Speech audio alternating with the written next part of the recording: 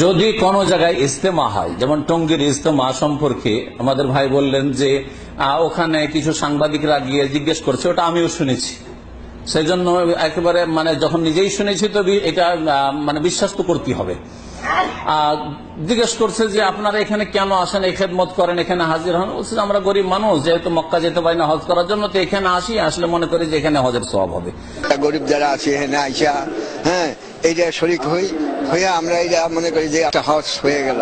দুই পর্বে দেশের 64টি জেলাকে দুই ভাগ করে ইজতেমায় অংশ নিয়েছেন মুসল্লিরা। এইরকম আকীদা যদি রাখে তো এটা বিদাতি আকীদা তো নিঃসন্দেহে, বরং এটা শিরক পর্যন্ত পৌঁছিতে পারে। আল্লাহর হজের সাথে তাদের বিদাতি কাজকর্মগুলিকে শরীক করলো, ওই রকম করলো, তো এটাতে বিধানগত শিরক রয়েছে। বিধানগত আল্লাহর বিধানের সমতুল্য মনে করছে তারা মানুষের তৈরি করা কিছু বিদাতকে। সুতরাং শিরকেরও আশঙ্কা রয়েছে এদের, অর্থাৎ শিরকি জীবন এদের। কিন্তু এইসব যদি আকীদা না রাখে, ধরেন এইসব আকীদা রাখে না, কিন্তু মনে করে যে ওখানে কি জন্য হাজির হচ্ছি, কিছু দিনের কথা সেই, তাহলে বলবো যে এখানে যে আপনারা এসেছেন, এখানে আসলে সব হবে কি হবে না, কেউ যদি প্রশ্ন করে, এর উত্তর কি হবে? সব হবে। এখানে এসে যদি শিরকি আলোচনা, বিদাতি আলোচনা হয়, সব হবে না গুনাহ হবে? এখানে এসে যদি ফিল্ম দেখানো হয়, সব হবে না গুনাহ হবে? এবার বুঝতে পারলে, তাহলে বোঝা গেল যে এক কথাই বলবেন না যেখানে আসলেই সব হবে। কখন সব হবে? এখানে এসে যদি আল্লাহ এবং রসুলের কথা বলা হয়, কোরআন এবং হাদিসের কথা বলা হয়, ওহির কথা বলা হয়, তাহলে সব হবে। আল্লাহর রহমতের ফেরেশতারা ঘিরে নেবে, আল্লাহর পক্ষ থেকে প্রশান্তি নাজিল হবে, আল্লাহ পাক তার আরশ আজিমের চারপাশে আলোচনা করবে যে আমার বান্দারা বসে দিন শিখছে, দিন শিখাচ্ছে। জি, যদি ওহির কথা শেখানো হয়। কিন্তু মন গড়া কিচ্ছা কাহিনী, আর কবর থেকে হাত বেরিয়ে চলে এলো, আর কে চুমা দিতে লাগলো, এক হুজুর গেল গিয়ে ওখানে করে সালাম পড়লো, তখন ওয়ালাইকুম সালাম ইয়া ওয়ালাদি, হে সন্তান তোমাকে সালাম বলছি। মা এসার জন্য কখনো সালামের জবাব আসলো না, আবু বকরের জন্য সালামের জবাব আসলো না, উমারের জন্য সালামের জবাব আসলো না নবীর কবর থেকে। আর হাতও কোনোদিন মা এসা স্ত্রীর জন্য বেরিয়ে আসলো না যে হাতখানটা একটু চুমা দিবে মা এসা, কোনো বিবির জন্য বেরিয়ে আসলো না। আর এই বিদাতি মোল্লাদের জন্য, সুফিদের জন্য, ভণ্ডদের জন্য নাকি নবীর হাত বেরিয়ে চলে আসে, মদিনা গেলে নাকি হাত বেরিয়ে চলে আসে। বুঝলে গেছে? এই সব কথা ফাজাইল আমল তবলিগি নেশাবে আছে, আর এই কিতাবকে কেন্দ্র করে এই ইজতেমা হচ্ছে। সুতরাং ইজতেমাটি কোনো নেকির ইজতেমা নয়, বিদাতি ইজতেমা। আর বিদাতের সম্মিলনে যদি হাজির হন, কি হবে, নেকি হবে না গুনাহ হবে, এখন আপনারাই ডিসাইড করেন। কি বলবেন, নেকি হবে গুনাহ হবে? কারণ ওহির মজলিসে হাজির হননি, কিচ্ছা কাহিনীর মজলিসে। আর কবর মাজার পূজার দিকে, ডাকার দিকে ইনডাইরেক্ট ডাকা হচ্ছে। কিছু হচ্ছে ডাইরেক্ট ডাকা, বেরোলবিরা ডাইরেক্ট কবর মাজারে এসো সিজদা করো। আর এরা করে কি ইনডাইরেক্ট ডাকে। আরে কবর থেকে যখন হাত বেরিয়ে আসতে পারে, কবর থেকে যখন সালাম বেরিয়ে আসতে পারে, তো কিছু দিতে পারবেন না? দিতে পারবেন না? অবশ্যই দিতে পারবেন, অবশ্যই দিতে পারবেন। তাহলে যখন দিতে পারবেন তো চাইতে পারবো না? অবশ্যই চাইতে পারবো। সুতরাং নবীর কবর কাছে এসে চাও। বোঝা গেছে? তারপরে রুটি, এই রুটিরও কিসসা আছে। এক লোক আসলো, আর আসার পরে মসজিদে নবীতে এসে বলছি, ইয়া রাসূলুল্লাহ খুব ক্ষুধাও লেগেছে, আর কার বাড়ি ভিক্ষা করতে যাব, আর এই ক্ষুধার অবস্থায় আপনার মেহমান হয়েছি, কি খাওয়াবেন না খাওয়াবেন আপনি বুঝেন। এই শুইলাম, শুয়ে গেছে, একটু পরে রুটি চলে এসছে। নবী একবার রুটি হাতে নিয়ে চলে এসছে, এই বিশাল রুটি একবারে, বুঝছেন? বলছে যে রুটি খেতে খেতে অর্ধেক রুটি খাওয়া হয়েছে স্বপ্নে, তারপরে ঘুম ভেঙে গেছে। ঘুম ভাঙলে রুটি থাকে না থাকে না? থাকে। আপনার স্ত্রী খুব আদর যত্নে খাওয়াচ্ছে, আর খেতে খেতে অর্ধেক খাওয়া হয়েছে, অর্ধেক থালাতে আছে, গোস্তটা খাননি। কারণ বাংলাদেশে খাওয়া তো সিস্টেম একটা একটা করে, সবজি ভর্তা এইটি খাওয়া হয়েছে, গোস্ত বাকি, মাছ বাকি, আর ঘুম ভেঙে গেল। কত মনটা খারাপ হয়, রে গোস্তটাই খেতে পেলাম না, মাছটাও খেতে পেলাম না, ঠিক কিনা? সব গেল। এটাই জানা আছে কমন সেন্সে, তাই না, যে এর ব্যতিক্রম হয় না। কিন্তু নবীর কবর থেকে যে রুটি উঠে আসছে, নবী নিয়ে আসছেন জাগ্রত অবস্থা, বলছে যে বাকি আধি রুটি মেরে হাত মে থি, অর্ধেক রুটি জাগ্রত অবস্থা আমার হাতে, তখন জেগে জেগে খেলাম। তো এই সব শিক্ষা ফাজাইল আমলে তবলিগি জমাতে দেয়। এই শিক্ষা দিলে কি শিখবে? শিরিক শিখবে না? নবীর কবরের কাছে গিয়ে বালা মুসিবত আছে, চাইবো রুটি যদি সে পেতে পারে তো আমি রোগ ভালো করা পাবো না? রুটি যদি পেতে পারে তো আমি চাকরি পাবো না, রুটি যদি পারে তো আমি স্বামী পাবো না, স্ত্রী পাবো না, চাইবে কি চাইবে না?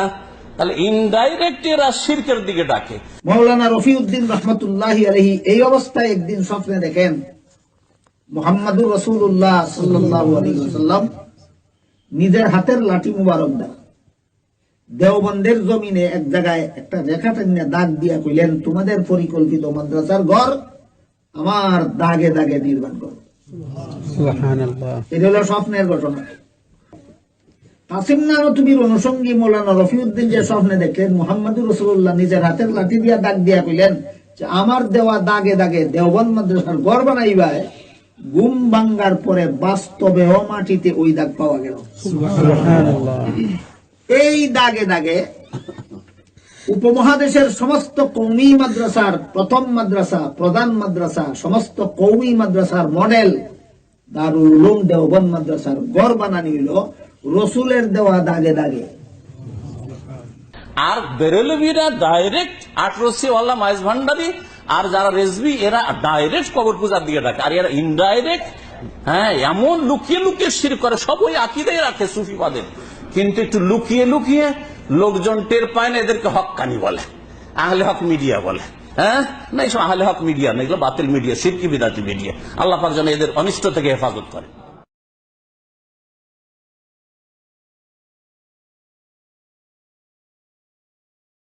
এখানে একটি কথা যদি না বলে দিই তাহলে অসম্পূর্ণ থাকবে, সেটা হচ্ছে যে বিদাতিরা যে দলিলগুলি পেশ করে যে নবী জীবিত রয়েছেন এবং নবীকে রিজিক দেওয়া হচ্ছে, কবরে জীবিত আছেন, এইরকম হাদিস এক দুটো আছে। সেই হাদিসগুলি সম্পর্কে অধিকাংশ মুহাদ্দিসিন কেরামরা বলেছেন যে সেই হাদিসগুলি জয়ীফ। একটি জবাব, যারা হাদিসের পণ্ডিত তারা বলেছেন যে জয়ীফ, কারণ সহি সহি হাদিস বুখারী থেকে শুরু করে প্রায় হাদিসগুলিতে শোনালাম। আর শেষ হাদিসটি যেটা শোনালাম ইবনে আব্বাস রাদিয়াল্লাহু তাআলা আনহুর, যে আশুরা রোজা সম্পর্কে, যে আগামী বছর আর আসার সুযোগ হইল না, যে 9 তারিখ 10 তারিখ তার আগে রাসূলুল্লাহ ওফাত হয়ে গেল, সেটা আবু দাউদের হাদিস। তাহলে হাদিসগুলি বুখারী, মুসলিমের, আবু দাউদ, তিরমিজি বিভিন্ন সহি হাদিসের সব উল্লেখ করলাম। আর এই যে হাদিসগুলি রয়েছে এক দুটি, যাতে রয়েছে যে নবী সাল্লাল্লাহু আলাইহি ওয়াসাল্লাম জীবিত রয়েছেন, কবরে তাকে রিজিক দেওয়া হচ্ছে, সেই হাদিসগুলি সম্পর্কে এক শ্রেণীর মুহাদ্দিসিনরা বলেছেন যে হাদিসগুলি ভিত্তিহীন, সহিহ নয়।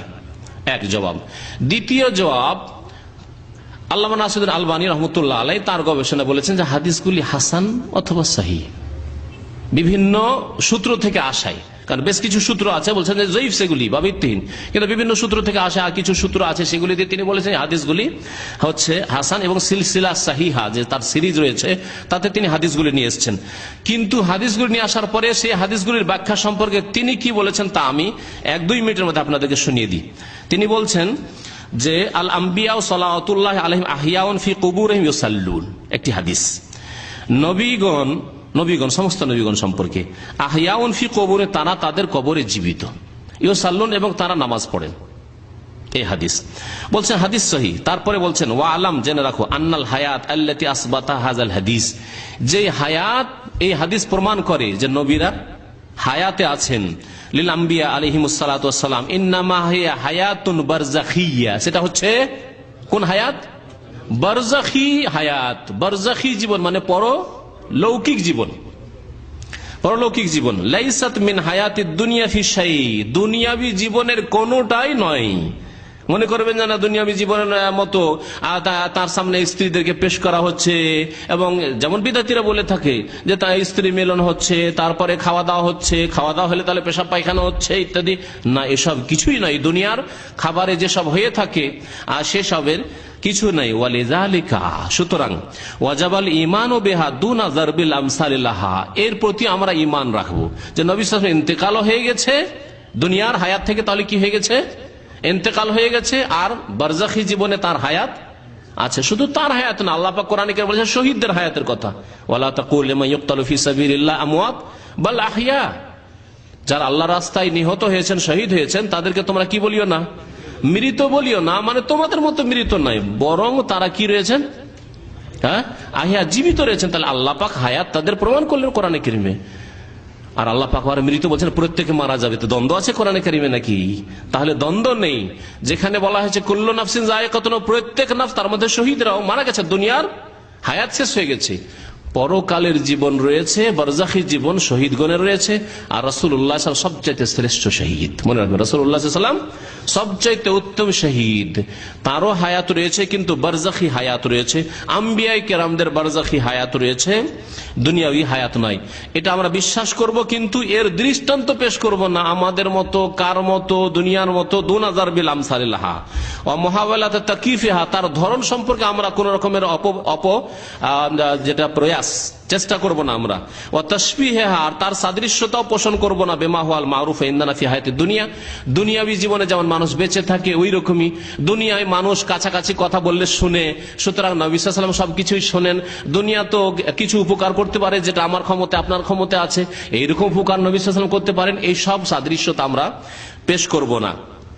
তারপরে তিনি বলছেন যে কিছু লোকেরা, বিদাতি লোকেরা বলেছে যে আন্না হায়াতাহু সাল্লাল্লাহু আলাইহি ওয়াসাল্লাম ফি কবরি হায়াতুন হাকিকিয়া, নবী সাল্লাল্লাহু আলাইহি ওয়াসাল্লামের কবরের জীবন হচ্ছে হাকিকি জীবন, মানে এইরকমই দুনিয়ার জীবনের মতো। তিনি পানাহারও করছেন আর তিনি স্ত্রী সহবাসও করছেন। মারাকিল ফালাহ বলে একটি বিদাতি কিতাব রয়েছে, এই কিতাবে সব উল্লেখ করা হয়েছে। বলছেন যে এটা ঠিক নয়, বরং ওয়া ইন্নামা হিয়া হায়াতুন বারজাখিয়া, এটা হচ্ছে পরলৌকিক জীবন, হায়াত। লা ইয়ালামু হাকিকাতাহা ইল্লাল্লাহু সুবহানাহু ওয়া তাআলা, একমাত্র তার হাকিকাত, তার যেটাকে বলা হয় আসল বিষয় তত্ত্ব, হাকিকাত মানে হচ্ছে তত্ত্ব বা মর্মকথা, তত্ত্ব সম্পর্কে একমাত্র কে জানেন? আল্লাহ এর হাকিকত ভালো জানেন। এই জন্য আল্লাহ পাক বলেছে, ওই আয়াত আবার ফিরিয়ে দিচ্ছি আপনাদের সামনে, সূরা বাকারার, ওয়ালা তাকুলু লিমান ইউকতালু ফি সাবিলিল আমওয়াত ওয়াল আহইয়াউন ওয়ালাকিন লা তাশউরুন, তবে তোমাদের অনুভূতি নেই, চেতনা নেই, তোমরা বুঝতে পারবে না। তাহলে এই পরকালের যে জীবন আছে, এই পরকালের জীবন তোমরা উপলব্ধি করতে পারবে না। সেই জীবন, ভিন্ন জীবন রয়েছে, শহীদদের জীবন, আম্বিয়াগণের জীবন, কিন্তু জীবন আছে, রুহের জীবন আছে। সেই জীবনটা আল্লাহ পাক ভালো জানেন কেমন আছে। এবং তাদের সালাতের ধারণ, বারজাখী জীবনে নামাজের ধারণ বা সালাতের জীবন ইউসাল্লুন কেমন আল্লাহ পাক ভালো জানেন। সেই সম্পর্কে যদি সহি মেনে নি তাতেও কোনো অসুবিধা নেই, কিন্তু বলে বারজাখী হায়াত রয়েছে, আর দুনিয়া থেকে তাদের মওত হয়ে গেছে। সুতরাং যখন মওত হয়ে গেছে, তাহলে আমরা তাদের কাছে চাইব না, আশা করব না যে তাদের কাছে গিয়ে কোনো কিছু বললে, কোনো পেরেশানির কথা বললে তারা শুনবেন, অবগত হবেন এবং হাজির হয়ে যাবেন ইত্যাদি। যেমন এইসব বিদাতি ধারণা আছে যে একজন লোক ক্ষুধার্ত অবস্থায় নবী সাল্লাল্লাহু আলাইহি ওয়াসাল্লামের কাছে আসলো, আসার বলল যে ইয়া রাসূলুল্লাহ, অত্যন্ত খিদে লেগেছে, কয়েকদিন থেকে খেতে পাইনি, আর আজকে আপনার মেহমান হয়েছি। তখন তারপরে এসে ঘুমিয়ে পড়লো মসজিদে নবীতে। আর কিছুক্ষণের মধ্যে স্বপ্ন যোগে নবী সাল্লাল্লাহু আলাইহি ওয়াসাল্লাম চলে আসলেন আর একটি রুটি নিয়ে, আর রুটি খেতে শুরু করলো। অর্ধেক খাওয়া হয়েছে আর জেগে পড়েছে, আর বাকি অর্ধেক রুটি হাতে ধরা আছে। শুনেছেন না শুনেননি কিসসা? শুনেছি, ফাজাইল আমল থেকে শুনিয়েছি আপনাদেরকে। এইসব ভণ্ডামি কথা, এসব হচ্ছে ভণ্ডামি কথা। নবী করিম সাল্লাল্লাহু আলাইহি ওয়াসাল্লাম বা আম্বিয়া কেরামের হায়াত থাকলেও পরকালের হায়াত রয়েছে, সুতরাং ওয়ালাকিন লা তাশউরুন, সেই সম্পর্কে তোমাদের উপলব্ধি নেই। আল্লাহ পাক যেন হককে বুঝার এবং তার প্রতি আমল করার তৌফিক দান করেন, সত্যের প্রতি বিশ্বাস করার তৌফিক দান করেন। আল্লাহ পাক রব্বুল আলামিন আমাদের অন্তরকে যেন সোজা করে দেন কোরআন এবং হাদিস মেনে চলার জন্য, সাহাবাই কেরামের তরিকায় আমাদের জীবন যাপন করার জন্য তৌফিক দান করেন, সাহাবাই কেরামদের মতো আমাদের ঈমান নিয়ে আসার জন্য তৌফিক দান করেন। সুবহান রাব্বিকা রাব্বিল ইজ্জাতি আম্মা ইয়াসিফুন ওয়া সালামুন আলাল মুরসালিন ওয়া আলহামদুলিল্লাহি রাব্বিল আলামিন।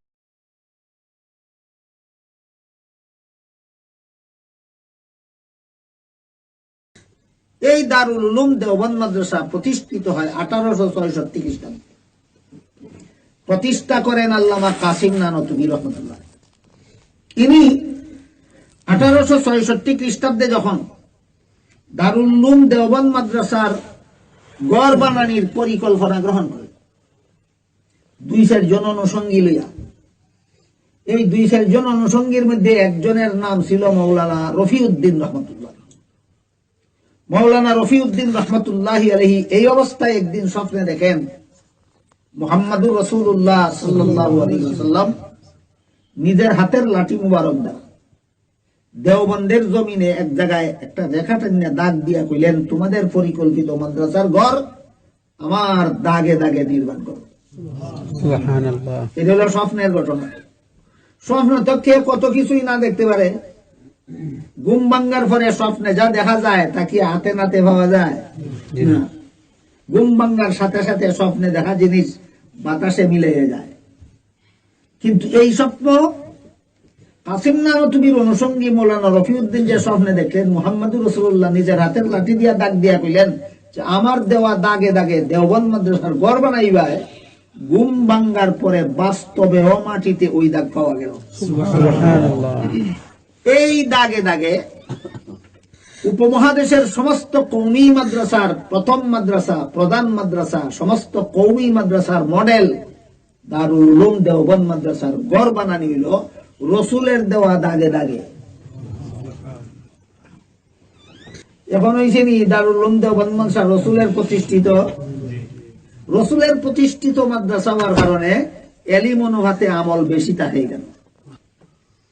যে রসুল করিম সাল্লাল্লাহু আলাইহি ওয়াসাল্লাম স্বপ্ন যুগে ডাক দিলেন দারুল উলুম দেওবন্দের প্রথম ঘর বানাইবেন, আর ঘুম ভাঙার পরেও দাগ পাওয়া গেল, সেই দাগে দাগেই ঘর নির্মাণ করা হইল। এই কথাটা মন গড়া কথা না ইতিহাসের পাতায় লেখা আছে? একটা প্রশ্ন।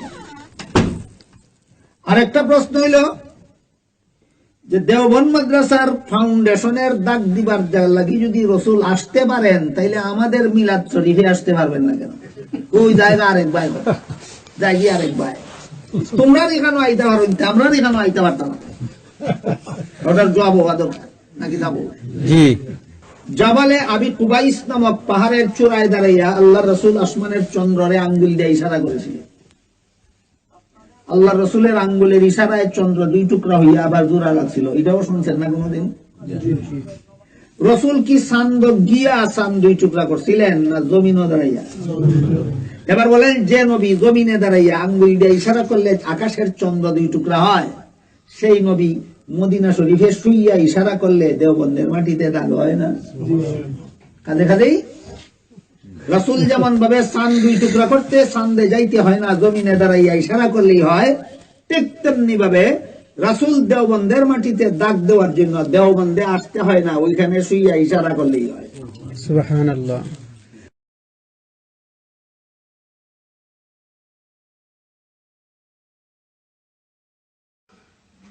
তারা এই কথা বলে যে আল্লাহ রাসূল সাল্লাল্লাহু আলাইহি ওয়াসাল্লাম মারা যায়নি, এটা তো বলে বলে আবার এর চাইতে জোর গলায় বলে যে মৃত্যুর পর তাদের ওলিদের, মানে নবী তখন বাপ, তাদের ওলিদের মৃত্যুর পর শ্রবণ ও দর্শন ক্ষমতা নাকি আরো বেড়ে যায়। সেজন্য বাহারে শরিয়াত বলে একটি বই আছে, যেটা সুফিবাদ বা কাদেরি মতবাদের, চিশতি মতবাদের বিশেষ লেখক এবং বিশেষ তাদের পুনর্জীবন দানকারী একজন লেখক আছেন ভারতের, উর্দু ভাষায় লিখতেন, সেই আহমদ রেজা ব্রেলভি। তার সেই বইয়ের 58 নম্বর পৃষ্ঠায় বলছেন, আউলিয়ায়ে কেরাম আপনি কবরোं में हयात आबादी के साथ जिंदा है। আউলিয়ায়ে কেরাম কবরের ভিতরে চিরন্তন জীবনের সাথে জীবিত আছে। বুঝতে পারছেন কি ধরনের আকীদা? অতঃপর বলছে, উনকে ইলম ও ইদরাক और समअ व बसर पहले की बनिस्बत बहुत ज्यादा कवी है। বলছে যে তাদের শ্রবণ ও দর্শন ক্ষমতা পূর্বের তুলনায় অনেক বেশি শক্তিশালী। তাহলে বুঝতে পারছেন কি ধরনের আকীদা, কি ধরনের বিশ্বাস।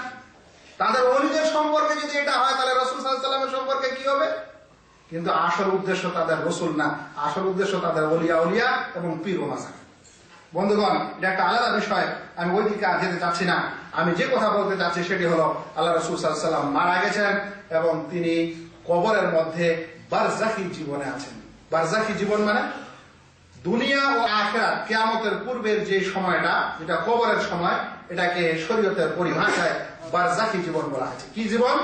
বারজাখ। বারজাখ আরবিতে বলা হয় কোন আড়কে, আর করে দেওয়া হয়েছে। মৃত্যুর পর একটা আর হয়ে যায়, সেই আর থেকে আর মানুষ পৃথিবীতে আসতে পারে না, সেখানে থেকে তিনি পৃথিবীর কোন মানুষের অবস্থাও জানতে পারে না, এবং সেখানে থেকে কোন মানুষের কোন সহযোগিতাও করতে পারে না।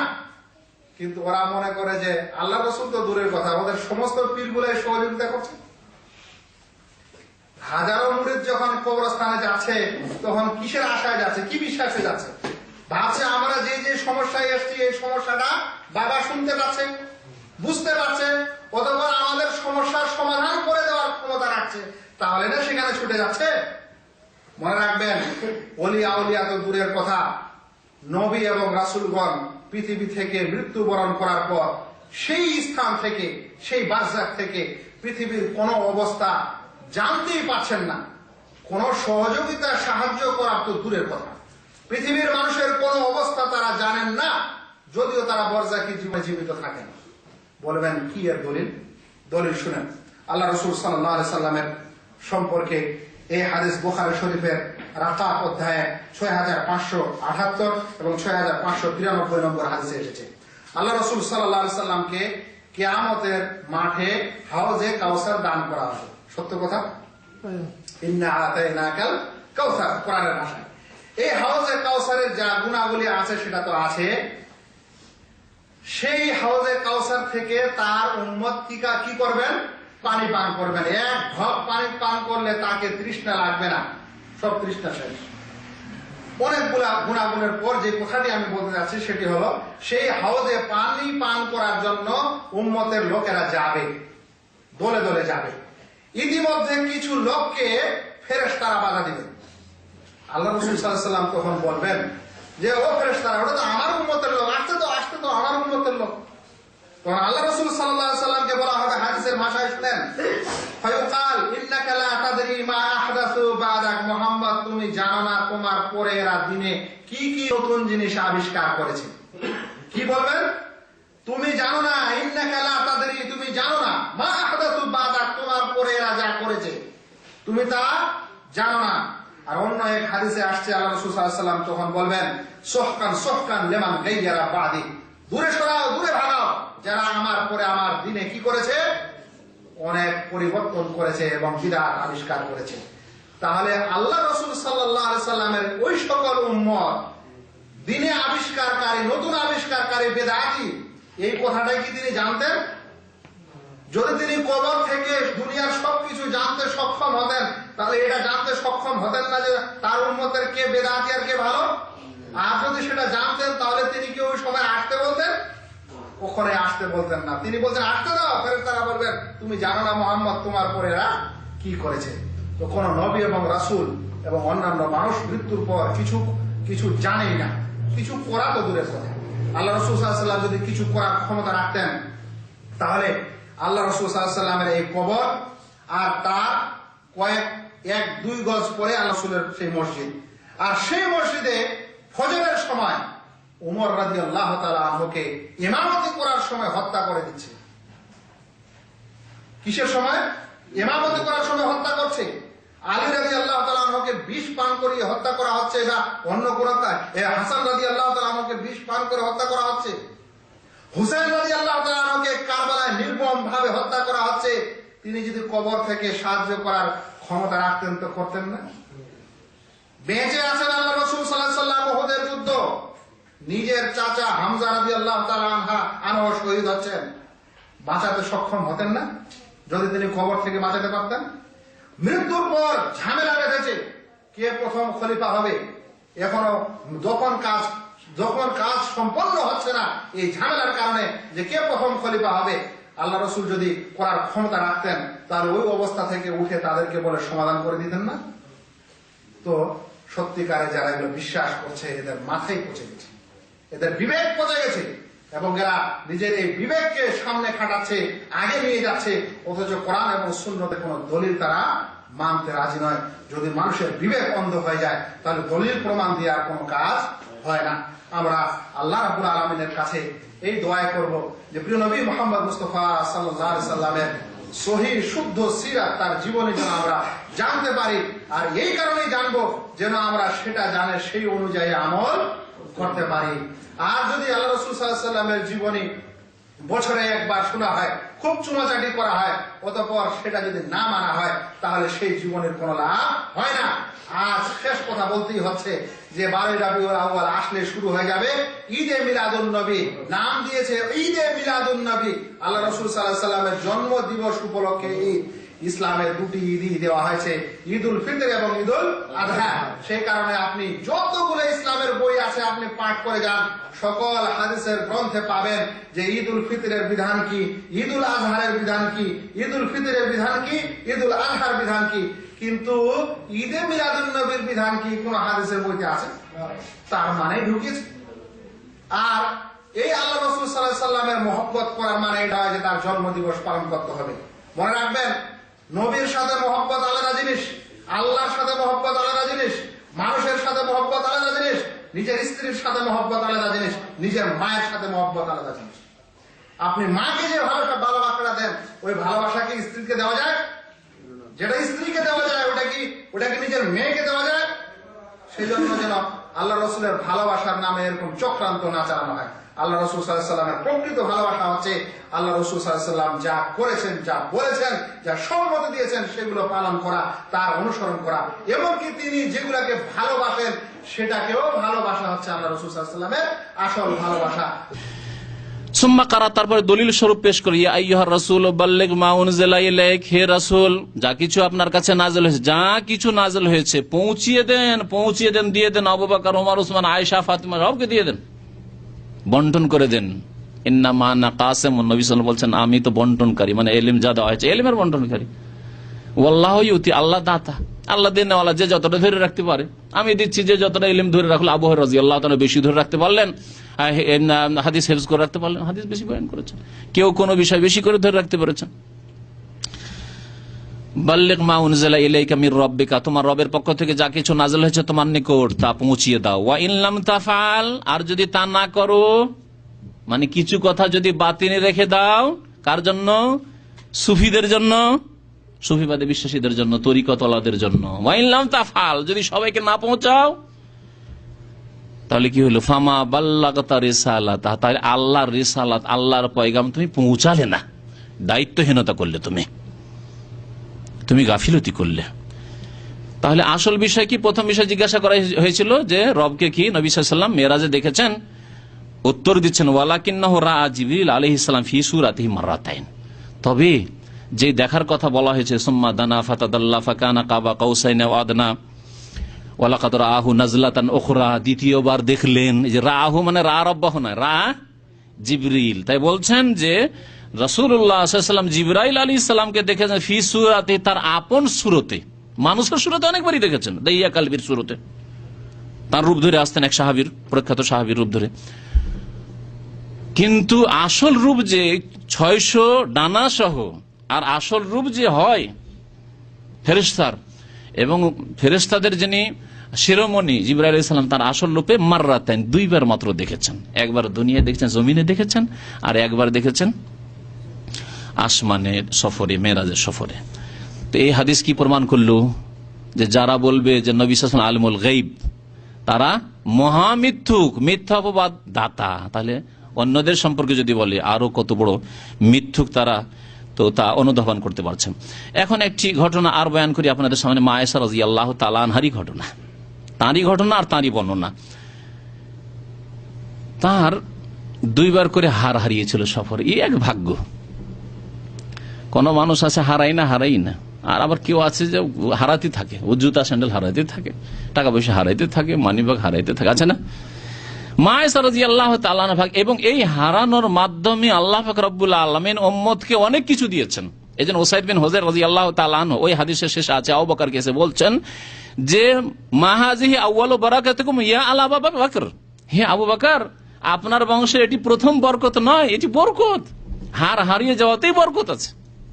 তো অনেক সময় বাহ্যিক দেখা যাচ্ছে, বাহ্যিক দিক থেকে কাজটি ভালো হলো না, আমার জন্য ক্ষতিকর হলো, চরম হয়রানি হইল, কিন্তু দেখা গেল যে না, ভালো হইত, ভালো এক্সিট লেগে গেল, মন খারাপ, ওহ এত টাকার স্যালারি, বেতন ছিল, মন খারাপ, মানে আর ঘুম আসে না, টাকার চাহিদা, ঘুম আসে না।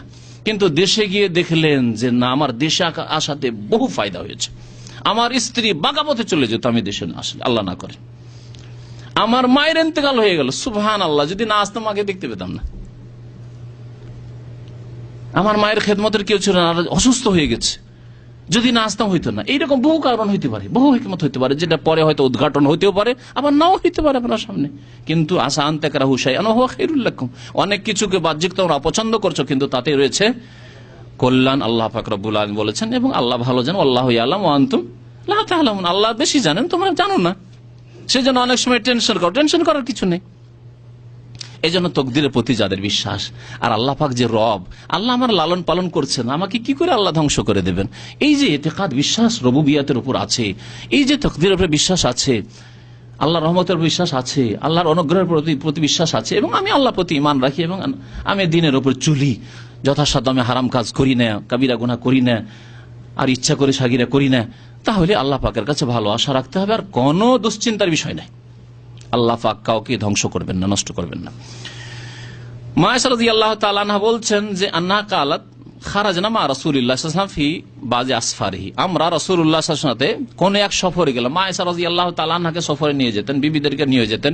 নবী সাল্লাল্লাহু আলাইহি ওয়াসাল্লামের নিয়ম ছিল যে কোন একটা বিবিকে বারবার নিয়ে গেলে চলবে না, তাই ইনসাফের খেলাফ, তাই তিনি কোরআ করতেন। শরীরের ভাষায় কোরআ করা বলা হয়। কোরআ করা মানে আমাদের দেশের মানুষের আবার ওই নাজায়েজ পরিভাষাটিকে এখানে ফিট করেছে, লটারি। হ্যাঁ, মানে নাম কার উঠছে দেখি, নাম লিখে মনে করেন বা যে কোনো রকম ভাবে হয় যাতে মানে নির্বাচন করা যায় যে কার নাম এই সফরে উঠছে দেখি, যার নাম উঠলো তাকে নিয়ে চললেন। ওইবারে নাম উঠেছিল মা আয়েশা রাদিয়াল্লাহু তাআলা আনহা, তাকে নিয়ে গিয়েছিলেন। হাত্তা ইযা কুন্না বিল বাইদা, বাইদা নামক এক স্থানে পৌঁছলাম মদিনা থেকে, অথবা আরেকটি নাম ওই এলাকার আছে জাতুল জৈশ, সেখানে গেলাম। ইনকাতা ইকদুলনি, আমার হাড় খসে পড়ে গেল। ইনকাতা মানে খসে পড়ে যাওয়া, গলা থেকে হাড় খসে পড়ে গেছে। ফাকামা রাসূলুল্লাহ আলা ইলতিমাসি, রাসূলুল্লাহ হাড় খোঁজার জন্য ওখানে থেমে গেলেন। সাহাবাই কেরাম, কয়েকশো সাহাবাই কেরাম জিহাদ থেকে ফিরে আসছেন, আহত হয়ে রয়েছেন, অনেকে জখম হয়ে রয়েছেন, পেরেশান হয়েছে, তাড়াতাড়ি বাড়ির দিকে যে কত টান থাকে চিন্তা করেন। যখন দুবাইয়ে গিয়ে বাহারাইনে গিয়ে বসে থাকতে হয় এয়ারপোর্টে, কেমন যে পেরেশানি হয় তো ভালোই বুঝেন যারা সফরে সব করেছেন। লাইনে যখন দাঁড়িয়ে থাকতে হয় ঢাকা এয়ারপোর্টে গিয়ে বের হওয়ার জন্য বা এখানে আসার জন্য, তখন যে কি অবস্থা হয় তো ভালো করে বুঝেন। এগুলো পার হয়ে এসেছেন বিদেশির প্রবাসীরা। এখানে এই হাদিস দ্বারা আরো বোঝা গেল রাসূলুল্লাহ সাল্লাল্লাহু আলাইহি ওয়াসাল্লাম ছোট ছোট ক্ষেত্রে স্ত্রীদের কত খেয়াল রাখতেন। হাড় হারিয়ে গেছে, আমরা হইলে গালাগালি করে যাক তোর হাড় গেল আমার তাতে মাঠটার দিয়ে গাল দিয়ে টান দিলেন, দরকার নেই, এতগুলি লোক নিয়ে তোর জন্য পেরেশান থাকবো। গালের শেষ থাকতো না আর রাগের শেষ থাকতো না, তারপরে টান দিয়ে চলে আসতাম। অনেকে বাড়ির আসবাবপত্র ভেঙে ফেলে দেয় স্ত্রীর রাগ করে। রাগ যখন ওঠে, কোথাও রাগ ঝাড়তে পারে না, তখন কি স্ত্রীর উপর ঝাড়ে, আর বাড়ির আসবাবপত্র সামান আছে ওগুলো ভাঙচুর করে। অনেক জাহিল মূর্খ আছে সমাজে, নাই এরকম আছে, ও লোক আছে। ওয়াকামান নাসমা আহ, নবী সাল্লাল্লাহু আলাইহি ওয়াসাল্লাম থেমে গেছেন স্ত্রীর জন্য, লোকেরা নবী সাল্লাল্লাহু আলাইহি ওয়াসাল্লাম জন্য থেমে গেছে, সবাই থেমে গেল। এমন জায়গায় থামা হইল ওয়ালাইসু আলা মাইন, ওখানে পানিও নেই, ওয়ালাইসা মাহুমার, তাদের সাথেও পানি নেই, না মশকে পানি আছে না ওই জায়গাতে পানি আছে, পানির ব্যবস্থা নেই। ফাতান নাস আবু বকর, লোকেরা আবু বকরের কাছে আসেন। ফাকালু আলা তারা মা সানাত আয়েশা, দেখছেন আপনার মেয়ে আয়েশা কি করলো, কি কাজটা হইল, সমস্যা হয়ে গেল, উযু করবো পানি নেই, পানি খাবো পানির ব্যবস্থা না, আমাদের কাছে পানি আছে না, এই জায়গায় পানি আছে, মরুভূমি, মরে যাবো সব। আকামাত রাসূলুল্লাহ সাল্লাল্লাহু আলাইহি ওয়াসাল্লাম বিন নাস মাহু ওয়ালাইসু আলা মাইন ওয়ালাইসা মাহুম মা, পানি নেই কিছু নেই, সবাইকে এখানে থামতে হলো। ফাজা আবু বকর ওয়া রাসূলুল্লাহ সাল্লাল্লাহু আলাইহি ওয়াসাল্লাম ওয়াজিউন রাসু আলা ফাখিজি, আবু বকর রাদিয়াল্লাহু আনহু কেমন রাগ হয় যে আমার মেয়ে এরকম কাজ করলো। গেলেন একটু মেয়েকে ধমক টমক দেওয়ার জন্য, গিয়ে দেখেন যে রাসূলুল্লাহ সাল্লাল্লাহু আলাইহি ওয়াসাল্লাম আরাম করছেন মা আয়েশা রাদিয়াল্লাহু তাআলা আনহার রানের উপরে মাথা রেখে বালিশ বানিয়ে। কাদনামা, এবং রাসূলুল্লাহ সাল্লাল্লাহু আলাইহি ওয়াসাল্লাম ঘুমিয়েও গিয়েছেন। ফাকালা, বলছেন হাবাস্তে রাসূলুল্লাহ সাল্লাল্লাহু আলাইহি ওয়াসাল্লাম ওয়ালাইসু আলা মাইন ওয়ালাইসা মাহুমা, তুমি এমন কাজ করলে যে রাসূলুল্লাহ সাল্লাল্লাহু আলাইহি ওয়াসাল্লামকে এমন জায়গায় মরুভূমিতে থামিয়ে দিলে তুমি, আর সাথে শত শত লোককে এখানে থামিয়ে দিলে, এখানে পানি নেই কিছু নেই, তাদের সাথেও পানি নেই, এমন অপরাধ করলে, এইরকম কাজ করো তুমি। বকাবকি শুরু করলেন। ফাজা আবু বকর, তারপরে বলছেন কালাত ফাআতাবানি, মা আয়েশা বলছেন যে আমাকে খুব মানে ধমকাধমকি করলেন। ওয়াকালা মাশা আল্লাহ ইয়াকুল, যা আল্লাহ চাইলেন, মানে যা তার মুখে আসলো, খারাপ অশ্লীল কথা নয়, মানে বকাবকিতে যা আসলো মুখে তা বললেন তিনি। ও যা আল্লাহ ইয়াতআনুনি বিয়াদিহি ফি খাসিরাতি, এবং তার হাতে একটা লাঠি ছিল, লাঠি দিয়ে এমনকি আমাকে হোঁড়াও দিলেন। কি বলেন আপনারা, গুতা দেওয়া বলেন না হোঁড়া দেওয়া বলেন, খোঁচা দেওয়া, এই খোঁচা দিলেন। এর দ্বারা বোঝা গেল যে সাবালিকা মেয়েকে মারা যায়। আমাদের সাবালিকা মেয়েকে মেরে দেখেন, আপনার স্ত্রী বললে তুমি বোকা লোক, সাবালিকা মেয়েকে মারো, লাইকি মেয়েকে মারো, এগুলি কথা আমাদের আছে, খুব আছে না। হাদিস প্রমাণ করে প্রয়োজনে সাবালিকা মেয়েকে মারা যাবে, শুধু সাবালিকা না, বিবাহিত মেয়েকে মারা যাবে। আরে তুমি দিয়ে দিয়েছো অন্যের দায়িত্ব, এখন ওর মালিক তো ওর স্বামী, তুমি কেন মারবে, সেও বলা যাবে না, তাই না। স্বামী মজুদ আছে স্বামীর সামনে, হ্যাঁ স্বামীর সামনে মেয়ের বাবা মেয়েকে মারতে পারে। রাসূলুল্লাহ সাল্লাল্লাহু আলাইহি ওয়াসাল্লাম তার ওই রকম মারে না, নবী সাল্লাল্লাহু আলাইহি ওয়াসাল্লাম শুধু খোঁচা দিয়েছেন। এমন খোঁচা দিয়েছেন, বলছেন যে শুধু একবার না, এমন খোঁচা দিতে লাগলে ফালাইয়াম নাওনি মিনাত তাহার রকি, আমি হয়তো পালিতে শুরু করতাম, কিন্তু ওখান থেকে উঠতেও পারছি না, ব্যথা হচ্ছে, আমি উঠতেও পারছি না, কারণ রাসূলুল্লাহ সাল্লাল্লাহু আলাইহি ওয়াসাল্লাম আমার রানের উপর শুয়ে আছেন। ইল্লা মাকান রাসূলিল্লাহ সাল্লাল্লাহু আলা ফাখিজি, নবী সাল্লাল্লাহু আলাইহি ওয়াসাল্লামের মাথা মোবারক যে আমার মাথা, আমার রানের উপর, তার জন্য আমি সরতেও পারছি না, ওখান থেকে নড়তেও পারছি না। ফানামা রাসূলুল্লাহ সাল্লাল্লাহু আলাইহি ওয়াসাল্লাম, আল্লাহ রাসূল সাল্লাল্লাহু আলাইহি ওয়াসাল্লাম শুয়ে গেছেন, শুয়ে থাকলেন, সকাল হয়ে গেল। রাত্রে এরকম ঘটনা ঘটে, অন্ধকারে কোথায় খুঁজবে, সকাল হয়ে গেল। আলা গায়রে মাইন, ফজর হইল, পানি নেই একবারে। ফানজালাল্লাহু আয়াতাত তায়াম্মুম, আল্লাহ পাক বরকত নাযিল করলেন। এই ঘটনা না ঘটতো তাহলে তায়াম্মুমের আমরা বিধান পেতাম না, হলো না? আসান তাকরাহু শাইআন ওয়া হুয়া খায়রুল লাকুম, পানি ব্যবহার করতে হবে, অসুস্থ আর যাই হোক পানি ব্যবহার করতে। তায়াম্মুমের মাসলা জানা ছিল না, নাযিল করেনি আল্লাহ পাক রব্বুল আলামিন, কেউ জানতো না, কোনো মুসলিম জানতো না, এমনকি রাসূলুল্লাহ সাল্লাল্লাহু আলাইহি ওয়াসাল্লাম জানতেন না তায়াম্মুমের মাসলা, কারণ নাযিল করেনি আল্লাহ পাক রব্বুল আলামিন। তায়াম্মুমের আয়াত এই দিনে নাযিল হলো, ফাতায়াম্মামু, সবাই তায়াম্মুম করলেন। কালা উসাইদ ইবনে হুযাইর, উসাইদ ইবনে হুযাইর বলছেন, মা হিয়া বিআউয়ালি বারাকাতু ইয়া আলা আবি বকর, হে আবু বকরের বংশ, আপনাদের বংশের এটি নতুন বরকত নয়, আপনাদের বংশের বরকতই বরকত রয়েছে। এর আগেও তাহলে এমন ঘটনা ঘটেছে যেখানে বরকত পাওয়া গেছে। এই হাদিস প্রমাণ করে যে এই হারার আগে ওই ঘটনা ঘটেছে, মিথ্যা অপবাদ দেওয়ার ঘটনা ঘটেছে। এটি দলিলে পেশ করা হয়েছে। কোনটি ঘটনা আগে, এর দলিল এটি। সেখানে আল্লাহ পাক রব্বুল আলামিন বেশ কিছু আয়াত নাযিল করে সূরা নূরের, শুধু মায়েশা রাদিয়াল্লাহু তাআলা আনহাকে কেন্দ্র করে। তাহলে এটি কত বড় বরকত। তারপরে যারা মিথ্যা অপবাদ দেয় তাদের উপর যে দুনিয়া আখিরাতে কঠোর শাস্তি আযাব রয়েছে, সেসব কথাবার্তা আল্লাহ পাক নাযিল করলেন। যারা মিথ্যা অপবাদ দেয় তাদের যে দুনিয়ার শাস্তি রয়েছে, 80 কোড়া লাগাইতে হবে, বেত্রাঘাত করতে হবে, 4টি সাক্ষী না নিয়ে আসলে, তাও আল্লাহ পাক রব্বুল আলামিন নাযিল করলেন। তো এইরকম বহু বরকত আবু বকর রাদিয়াল্লাহু তাআলা আনহুর বংশ থেকে পাওয়া গেছে। বললেন উসাইদ বিন হুযাইর, প্রখ্যাত সাহাবী, ফাকালা তাইসা ফাবাসনাল বাইরা, দেখেন কি অবস্থা, ফাবাসনাল বাইরা ফাওয়াজাদনাল ইকদা তাহতাহু, তারপরে সকাল হয়ে গেল, হার খুঁজে, অন্য হাদিস আছে খুঁজে মাঠে সমস্ত সাহাবী খুঁজছেন। চিন্তা করেন, কয়েকশত সাহাবী মুজাহিদিন তারা জিহাদে গিয়েছিলেন, খুঁজে পেলেন না, তন্ন করে। কিন্তু হয়েছে কি, হারিয়ে গেছে, যেমনই পড়ে গেছে খসে, ওইখানে উটটা দাঁড়িয়েছিল, উটটাকে বসিয়ে দেওয়া হয়েছে না, উট বসে গেছে উটের পেটের তলায়। সব জায়গায় খোঁজা হয়েছে, উটের পেটের তলা আর খোঁজা হয়নি। বলছেন বাসনাল বাইরা, শেষখানে নিরাশ হয়ে বলছে এখন চলে যেতে হবে, চলো উটকে উটের পিঠে চাপতে হবে। মায়েশা রাদিয়াল্লাহু তাআলা আনহা যে উটের উপর চেপেছিলেন, ফাওয়াজাদনাল ইকদা তাহতাহু, মালা দেখছি যে পড়ে আছে তার নিচে। রাসূলুল্লাহ সাল্লাল্লাহু আলাইহি ওয়াসাল্লাম আলেমুল গায়ব, অথচ উটের পেটের নিচে কি পড়ে আছে খোঁজ খবর নেই। এক। 2 নম্বর কথা, রাসূলুল্লাহ সাল্লাল্লাহু আলাইহি ওয়াসাল্লাম কত পেরেশান করলেন এই আলেমুল গায়ব হওয়া সত্ত্বেও। যদি বেরেলভীদের আকীদা নিয়ে নেন, অথবা এই কিতাবে এখন পড়ে দেওয়া দরকার। এই সময় এখানে কি লিখেছেন শাইখুল হাদিস সাহেব, ওয়াল্লাহি শাইখুল হাদিস নাই, বিদাতের শেখ। নাম শুনবেন, নাম প্রত্যেক বাচ্চা চেনে বাংলাদেশের। অনুবাদক শাইখুল হাদিস মৌলানা মোহাম্মদ আজিজুল হক, ঢাকা। আশ্চর্য হয়ে যাবেন, ধোকা খাবেন না ভাইরা। কোরআন এবং হাদিসকে মজবুত ধরেন, না হলে গুমরাহ হয়ে যাবেন। এইরকম শাইখুল হাদিস ধরে থাকলে, শাইখুল হাদিস জাকারি সাহেবের ফাজাইল আমলের অবস্থা তো বুঝলেন অনেকটাই, আরো পাবেন কিছু আল্লাহ সময় সুযোগ দিলে।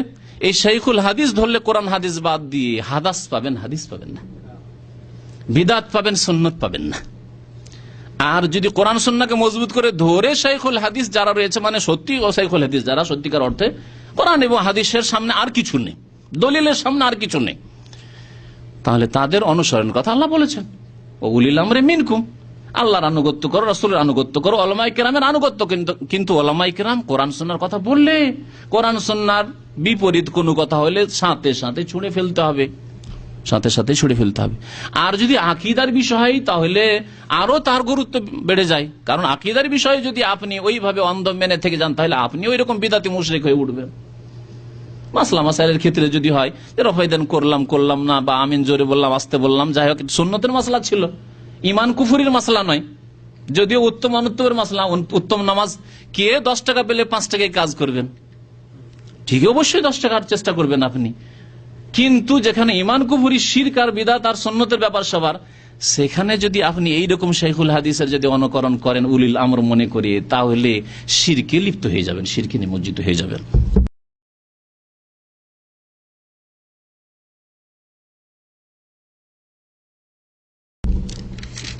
ভূমিকায় বেশ কিছু কথা রয়েছে। একটি কথা শোনালে আমাদের বিষয়ের সাথে ওর সম্পর্ক আছে, সেটা আপনাদেরকে শোনালে স্পষ্ট হবে। বলছেন যে মহান আল্লাহর অশেষ মেহেরবানি, আলহামদুলিল্লাহ, কথা ভালো।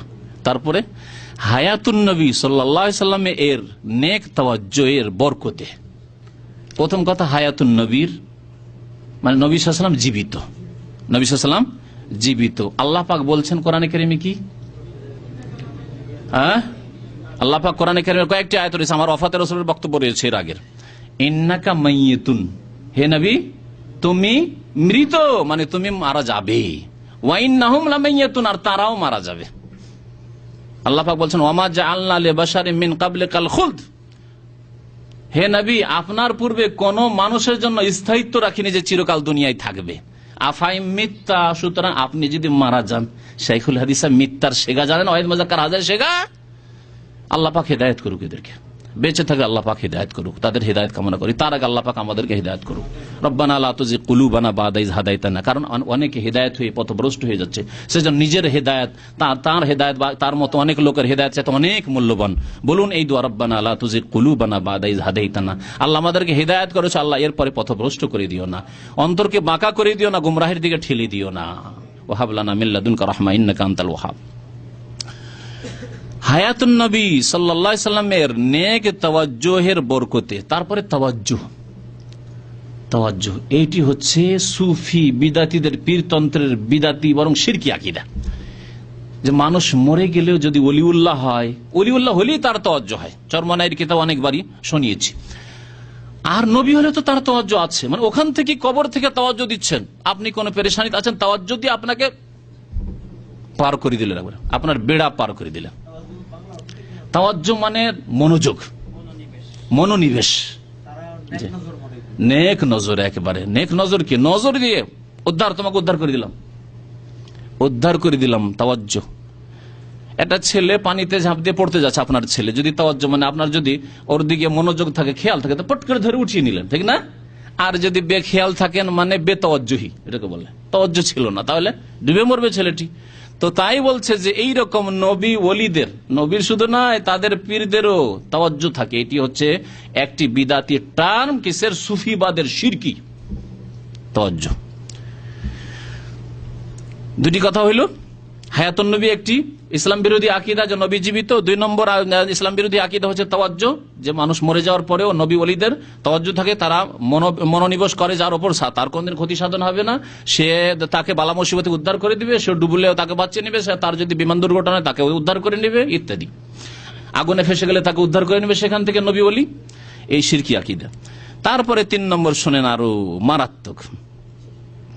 তারপরে শোনেন, আমার মতো একজন গুনাহগার দ্বারা এ মহান কাজ সমাপ্ত করিয়াছেন, তার জন্য আমি মহান আল্লাহর দরবারে লাখো হামদ ও শুকরিয়া জ্ঞাপন করছি, তার সাথে আরজ করছি অসংখ্য সালাত ও সালাম সে মহানবীর কদমে। এখন শুনেন তারপরে, যিনি হায়াতুন নবী হিসেবে, হায়াতুন নবী, আবার হায়াতুন নবী কি ফিরিয়েছে, নবী জীবিত, উম্মতের সকল আমল সম্পর্কে মহান আল্লাহ কর্তৃক অবগত। হ্যাঁ, উম্মতের কি, আবার শোনেন, উম্মতের সকল আমল। তাহলে মা আয়েশা রাদিয়াল্লাহু তাআলা আনহার একটি আমল হচ্ছে হাড় খসে পড়ে যাও, তাই না? সকল আমল অবগত, সম্পর্ক অবগত। আপনি নামাজ রোজা কি করছেন না করছেন অবগত, আপনি বেঁচে আছেন না মরেছেন অবগত, আপনি আজকে ভালো কাজ করলেন না মন্দ করলেন অবগত, আজকে আপনি চুরি করলেন না জেনা করলেন নবী সাল্লাল্লাহু আলাইহি ওয়াসাল্লাম অবগত। এই হইল দেওবন্দি আকীদা, দেওবন্দীদের শিরোমণি বাংলাদেশ আজিজুল হক সাহেব। এখানে একজন ভালো আলেম বসে আছেন, ঠিক না ভাই? আজিজুল হক একজন প্রখ্যাত আলেম না দেওবন্দীদের? কি বেরেলভি দেওবন্দি, খবর রাখেন না, দেওবন্দি, জি দেওবন্দীদের শিরোমণি ভালো আলেম, একজন ভালো আলেমের অবস্থা দেওবন্দি। তাহলে দেওবন্দি আকীদা হচ্ছে তাওয়াজ্জুর আকীদা, হায়াতুন নবীর আকীদা, আর যেটি হচ্ছে ইলমে গায়েব রাসূলুল্লাহ সাল্লাল্লাহু আলাইহি ওয়াসাল্লামের আছে উম্মত সম্পর্কে ওয়াকিফাল তিনি। আর একবার পড়ে শোনাইতে হবে, হ্যাঁ, অবগত। পৃষ্ঠা নম্বর 11, পৃষ্ঠা নম্বর 11, ভূমিকা। এই সহিহ বুখারী শরীফ, যে বুখারী শরীফ না নিজের তৈরি করা তার জিনিস, তার ভূমিকাতে নিজের কথাবার্তা। সহিহ বুখারী বলে ধোঁকা দিয়েছে উম্মতকে, আর কত লোক কিনে গুমরা হচ্ছে। সুতরাং এইটি কিনবেন না। সহিহ বুখারী তৌহিদ প্রেস থেকে যে ছেপেছে 6 খণ্ড মনে হয় ছেপে গেছে, আরো কিছু হইতে পারে জানি না, 1-2 খণ্ড হইতাম। তো ওই অনুবাদটি আশা করি সবচাইতে ভালো, আর সবগুলি হাদিস রয়েছে বুখারী শরীফের, সনদ সহ হাদিস রয়েছে। ওটি কেনার চেষ্টা করবেন বুখারী কিনতে হলে। এতে কত ডাহা শিরক রয়েছে, স্পষ্ট ডাহা শিরকে আকবার রয়েছে। এখন শুনুন, তাহলে নবী করিম সাল্লাল্লাহু আলাইহি ওয়াসাল্লাম হার জানছেন যে উটের তলে, পেটের তলে পড়ে আছে, তারপরেও খুঁজছেন না, আরামে ঘুমিয়ে গেছেন। আর তারপরে সমস্ত সাহাবায়ে কেরামদেরকে পেরেশান করে রেখেছেন।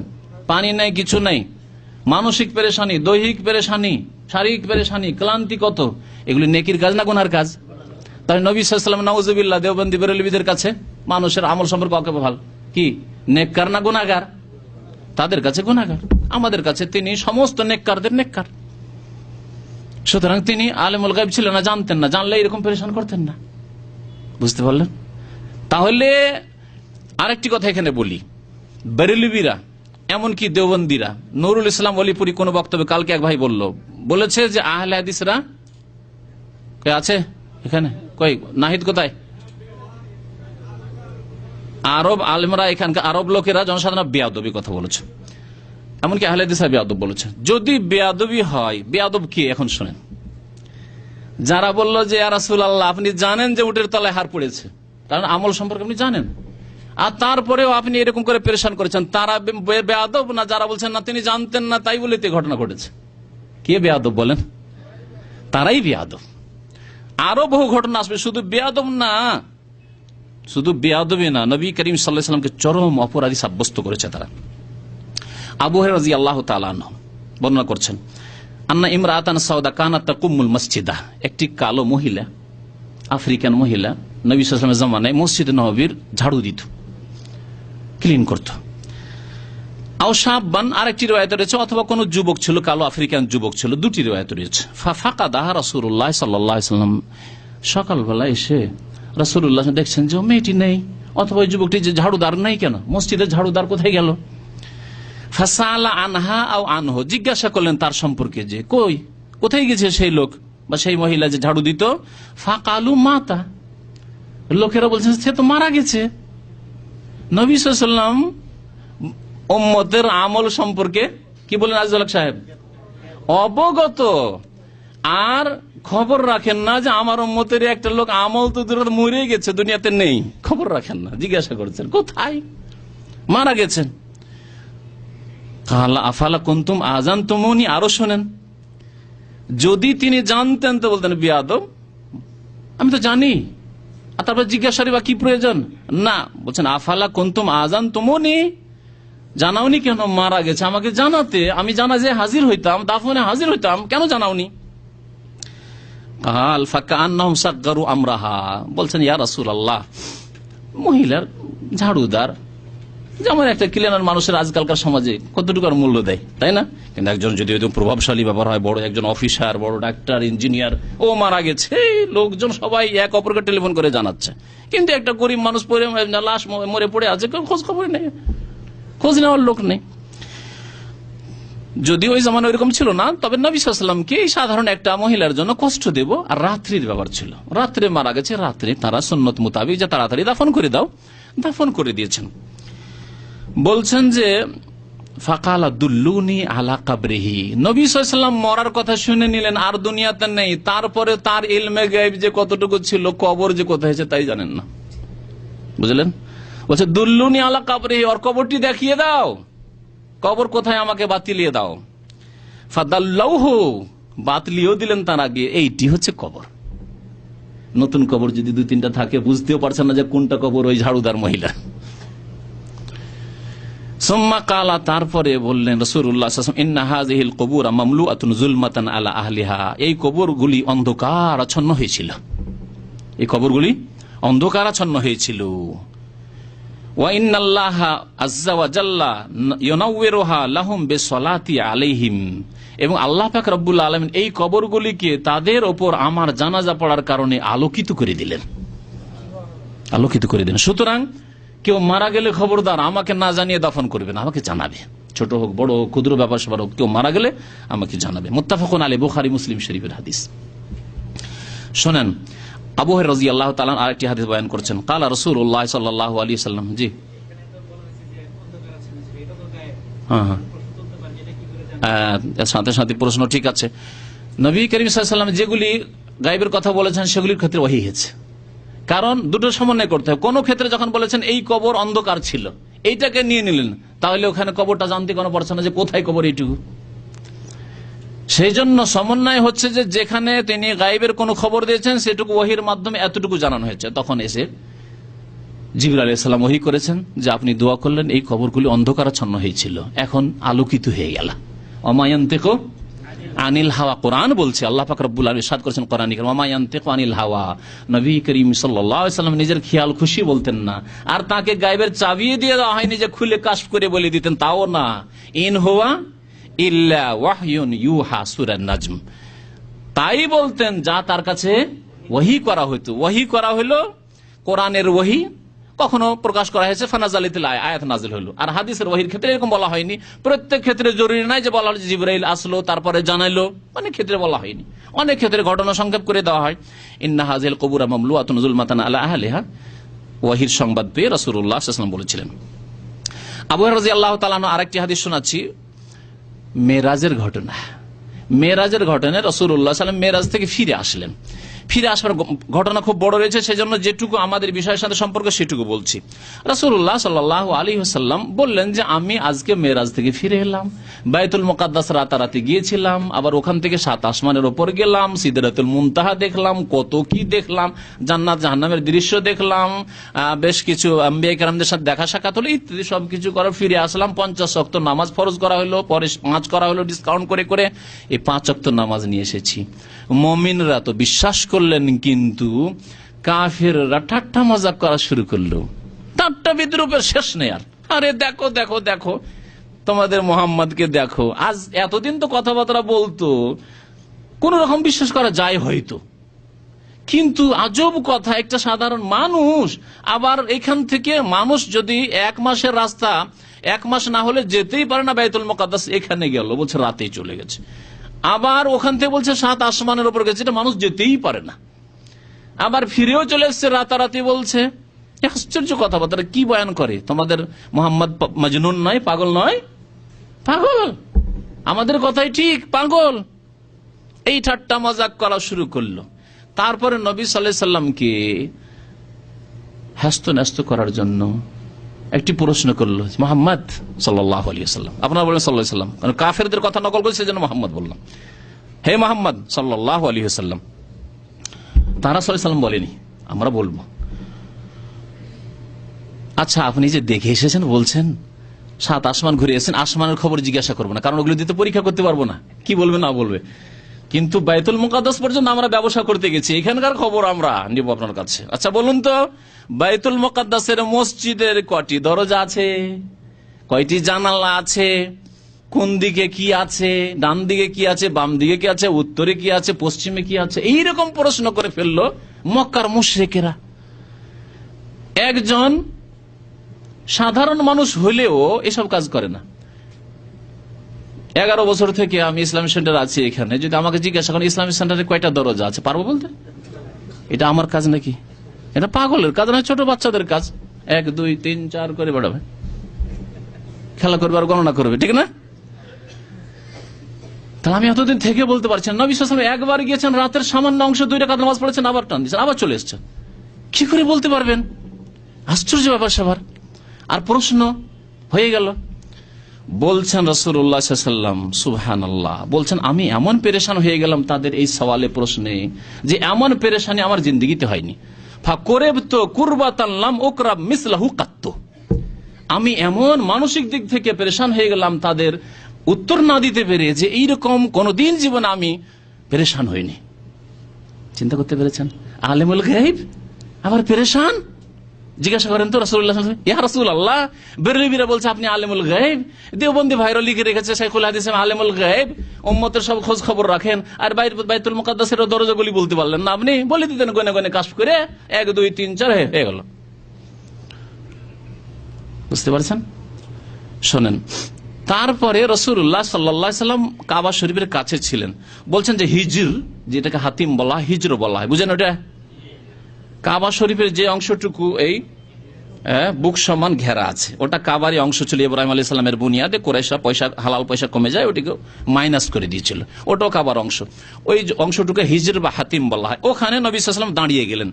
কালা রাসূলুল্লাহ সাল্লাল্লাহু আলাইহি ওয়াসাল্লাম বলছেন, রাসূলুল্লাহ সাল্লাল্লাহু আলাইহি ওয়াসাল্লাম লাকাদ রাআইতুনি ফিল হিজরি, আমি নিজেকে হিজরে দেখছি। ওয়া কুরাইশুন তাসআলুনি, কুরাইশ আমাকে এক একটা করে জিজ্ঞাসা করছে, আন মাসরায়া, আমার ইসরা মিরাজ সম্পর্কে।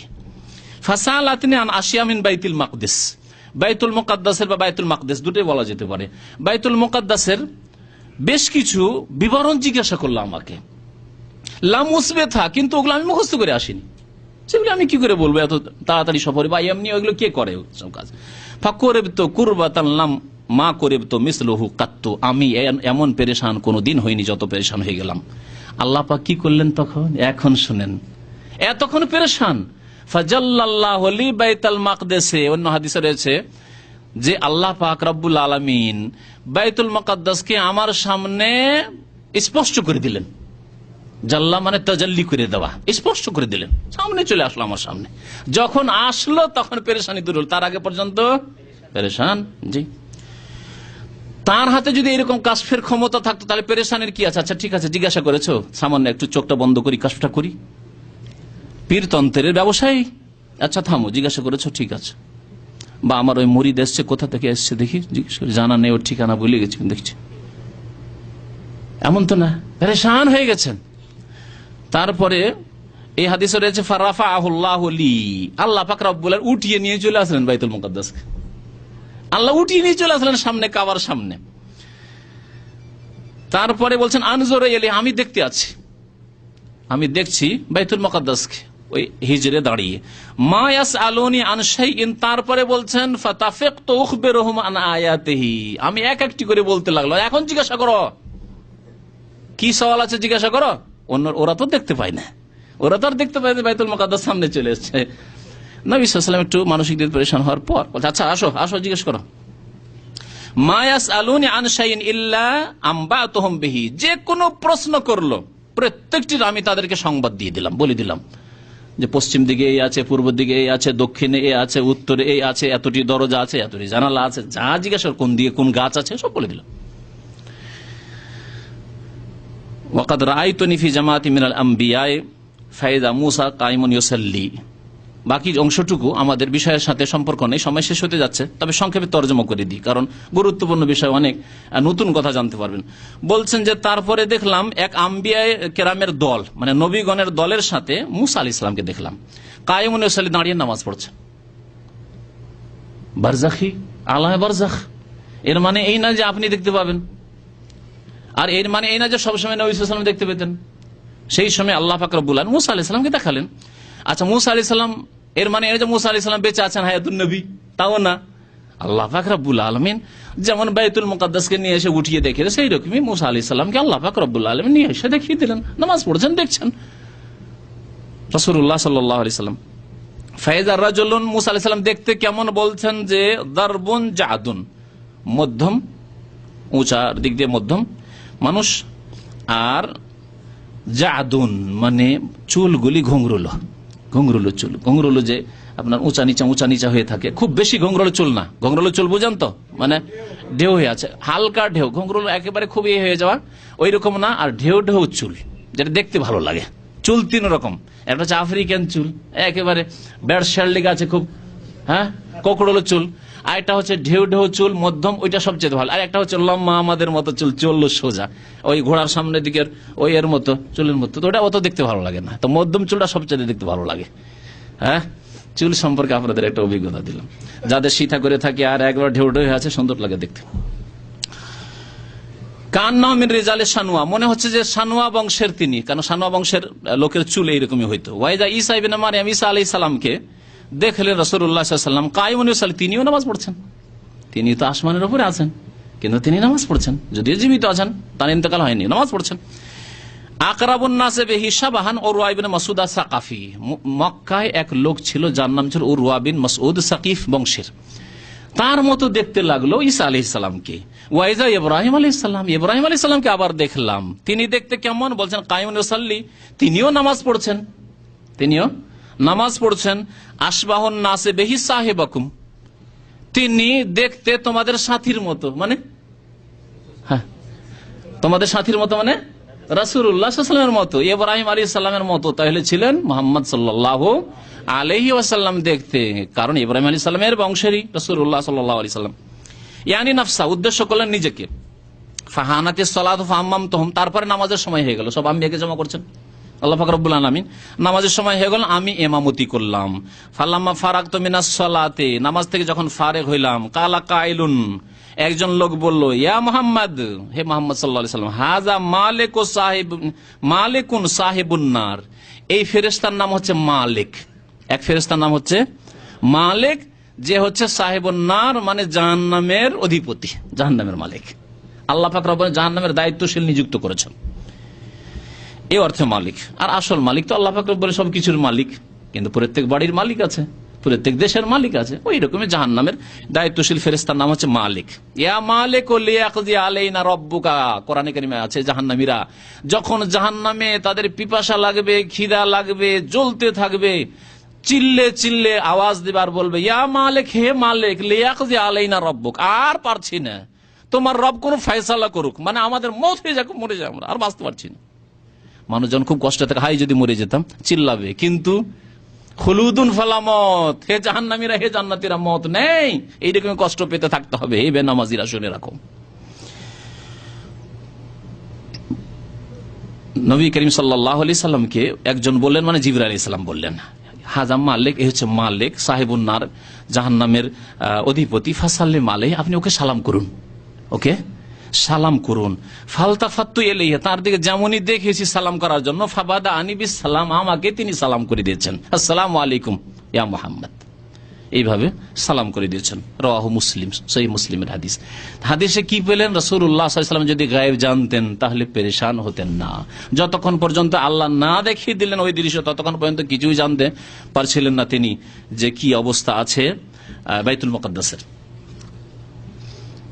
আর একটি হাদিস শোনাই, তাতে বেরেলবিরা আর যারাই বলবে দেওবন্দি ভাইদের, এরা নবী সাল্লাল্লাহু আলাইহি ওয়াসাল্লামকে খুনি বানিয়ে দিয়েছে।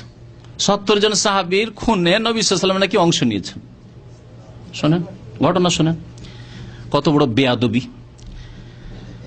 আন আনাসিন রাদিয়াল্লাহু তাআলা আনহু, আনাস রাদিয়াল্লাহু তাআলা আনহু বর্ণনা করেছেন, বাআসান নবী সাল্লাল্লাহু আলাইহি ওয়াসাল্লাম আকওয়ামান মিন বানি সুলাইমিন ইলা বানি আমিরিন ফিস সাবঈন। বলছেন রাসূলুল্লাহ সাল্লাল্লাহু আলাইহি ওয়াসাল্লাম কিছু লোককে পাঠালেন বানু সুলাইম গোত্রের, এলা বানি আমের, বানু আমের বংশে। বানু আমের বংশ কাফের ছিল, মুনাফিকি করে মদিনায় আসলো। আসার পরে বলল যে, ইয়া রাসূলুল্লাহ, আমাদের বংশের সব মুসলমান হয়ে গেছে, কিন্তু সব জাহেল মূর্খ হয়ে রয়েছে, কোরআনের শিক্ষা দিতে হবে, দুয়ার শিক্ষা দিতে হবে, ইসলামের তালিম দিতে হবে, আপনার সাহাবায়ে কেরাম থেকে হাফেজ আলেমদেরকে পাঠিয়ে দেন। নবী করিম সাল্লাল্লাহু আলাইহি ওয়াসাল্লাম দেখলেন যে বানু সালেম গোত্রের লোকেরা মুসলমান হয়ে গেছে এবং তারা কোরআন বেশ সুন্দর মুখস্থ রাখে, সুন্দর তেলাওয়াত করে, দিন সম্পর্কে জ্ঞানী। 70 জন সাহাবায়ে কেরামকে পাঠিয়ে দিলেন, 70 জন হাফেজ আলেম সাহাবায়ে কেরামকে পাঠালেন, সাধারণ কোন লোককে পাঠাননি। কি জন্য? কোরআনের তালিম দিবে, দিনের তালিম দিবে, সেই জন্য। ফালাম্মা কাদিমু, যখন তারা সেখানে পৌঁছিল, এরা তো মুনাফিক ছিল, আসলে কেউ মুসলমান হয়নি, বিশ্বাসঘাতকতা করে এখন তাদেরকে খুন করবে। কালা লাহুম খালি, আনাস বলছেন আমার মামা ওই 70 জনের একজন ছিলেন। আমার মামা বললেন যে, দেখো তোমরা সবাই নিজেকে ঝুঁকিতে ফেলিও না, তোমরা পিছনে থাকো, আমি একটু আগে আগে যাই। বিশ্বাস নেই, মুনাফিকি করতে পারে, আমাদের সম্পর্কে কোন ষড়যন্ত্র থাকতে পারে, আমি একটু সামনে সামনে যাই, যদি দেখো যে আমাকে ধরে নিয়েছে মারার জন্য, তাহলে তোমরা উধাও হয়ে যাও এখান থেকে, জান বাঁচিয়ে নিবে তোমরা। আতাকাদ্দামুকুম, আমি তোমাদের আগে আগে যাচ্ছি। ফাইন আম্মানুনি, যদি আমাকে তারা নিরাপত্তা দান করে যে না আমার সাথে ভালোই কথাবার্তা বলছে এবং আমার কোনো অসুবিধা নেই, তখন তোমরা আগে বাড়বে, না হলে বাড়বে না। হাত্তা ওবাল্লিগুহুম, বলছেন আন রাসূলিল্লাহ সাল্লাল্লাহু আলাইহি ওয়াসাল্লাম, আমি গিয়ে রাসূলুল্লাহ সাল্লাল্লাহু আলাইহি ওয়াসাল্লামের পক্ষ থেকে দিন শরীয়তের মাসলা মাসাইল আমি তাবলীগ করে পৌঁছাবো। তারপরে ওয়াইল্লা কুনতুম মিন্নি করিবান, আমার কাছেই থাকবে, তো না পিছনে থাকবে একটু দূরে। ফাতাকাদ্দামা, আগে বাড়লেন তিনি। ফাআমানুহু, তারা নিরাপত্তা দিয়ে দিল, কারণ হঠাৎ করে মারলে একটা লোক মারতে পারবো, একটা লোক মেরে কি হবে, 70টাকে মারবো, ষড়যন্ত্র, শত্রুটা সবগুলিকে মারবো, রাসূলুল্লাহ সাহাবা সবগুলিকে তারা মারবে। নিরাপত্তা দিয়ে দিল, শান্ত হয়ে বসেছেন। বাইনামা ইউহাদ্দিসুহুম আনিন নবী সাল্লাল্লাহু আলাইহি ওয়াসাল্লাম, নবী সাল্লাল্লাহু আলাইহি ওয়াসাল্লামের হাদিস বয়ান করছেন, নামাজ এরকম করে পড়তে হয়, রোজা মাসলা মাসাইল এই, হজের মাসলা মাসাইল ইত্যাদি, এক কথায় যতগুলি দিন শরীয়তের মাসলা হালাল হারাম শিক্ষা দিচ্ছেন নবী সাল্লাল্লাহু আলাইহি ওয়াসাল্লাম থেকে। ইজ কি করলো? ইজ আউ মাউ ইলা রাজুলিম মিনহুম, তাদের একজনকে চোখ মেরে ইশারা ধরে না, ইশারা করে না, বসে গল্প চলছে চলছে, ওরা কিছু করছে না, বসে আছে, মনে হচ্ছে যে এরা কিছু না, অপরাধীকে আল্লাহ, আরবদের ভাষায় আল্লাহ, তাই না? আমাদের চোখ টিপে ইশারা করা। ফাতানাহু, দিল তাকে একবারে বর্ষা দিয়ে, বর্ষা তার শরীরে বিদ্ধ করে দিল। ফানফাজাহু, একদিক থেকে আর এক দিকে বের হয়ে গেল। সুবহানাল্লাহ। ফাকাল আল্লাহু আকবার ফুজতু রাব্বিল কাবা, সাথে সাথে আল্লাহু আকবার ফুজতু, আমি কামিয়াব হয়ে গেছি, আল্লাহর রাস্তায় শহীদ হতে পারলাম। ও রাব্বিল কাবা, কাবার রবের কসম। সুম্মা মালু আলা বাকিয়াত আসহাবি, তারপরে কাছাকাছি যেহেতু চলে এসেছিলেন, চারিদিক থেকে ঘেরাও করে নিল সবগুলি সাহাবাই কেরামদেরকে। ফাকাতালুহুম, সবগুলিকে হত্যা করে দিল। ইল্লা রাজুলান আরাজ, একজন তাদের খোড়া লোক ছিল, ল্যাংড়া লোক। এক সাহাবী শুধু খোড়া ছিলেন, উনি খড়িয়ে খড়িয়ে হাঁটছিলেন, এই জন্য কাছে আসতে মানে পিছনে দূরেই ছিলেন। উনি যখন দেখলেন যে ওই দিক থেকে 70 জনের একটু আড়ে দূরে আছেন, দেখছেন খুন হওয়া শুরু হয়েছে, সবগুলিকে তো খুন করে দিবে, পালাতে পালাতে পাহাড়ে উঠে পাহাড়ের আড়ে চলে গেলেন। এর আর ওই দিকে যেতে পারলো না বা খেয়াল করতে পারলো না তাকে, ওরা ভাবলো যে সবগুলিকে মেরে দিয়েছে। একজন খোড়া সাহাবী শুধু বেঁচেছে, ইল্লা রাজুলান আরাজ, সাইদ আল জাবাল, পাহাড়ের উপরে চড়ে নিয়েছিল। কালা হাম্মাম, বর্ণনা করেন হাম্মাম বলছে আওরাহু আখার মাহু, কেউ কেউ বলছেন যে আরেকজন তার সাথে ছিল, এটাও বর্ণনা রয়েছে। ফাখবারা জিবরিল আলাইহিস সালাম নবী সাল্লাল্লাহু আলাইহি ওয়াসাল্লাম, এখনো নবী করিম সাল্লাল্লাহু আলাইহি ওয়াসাল্লাম জানতে পারছেন না, খুন হয়ে গেলেন 69 সাহাবাই কেরাম, জানতে পারছেন না। জিবরাইল আলাইহিস সালাম সংবাদ দিচ্ছেন, জিবরাইল আলাইহিস সালাম সংবাদ দিচ্ছেন সাথে সাথে, আন্নাহুম কাদ লাকু রাব্বাহুম, এরা আল্লাহর সাথে মুলাকাত করে গেছে।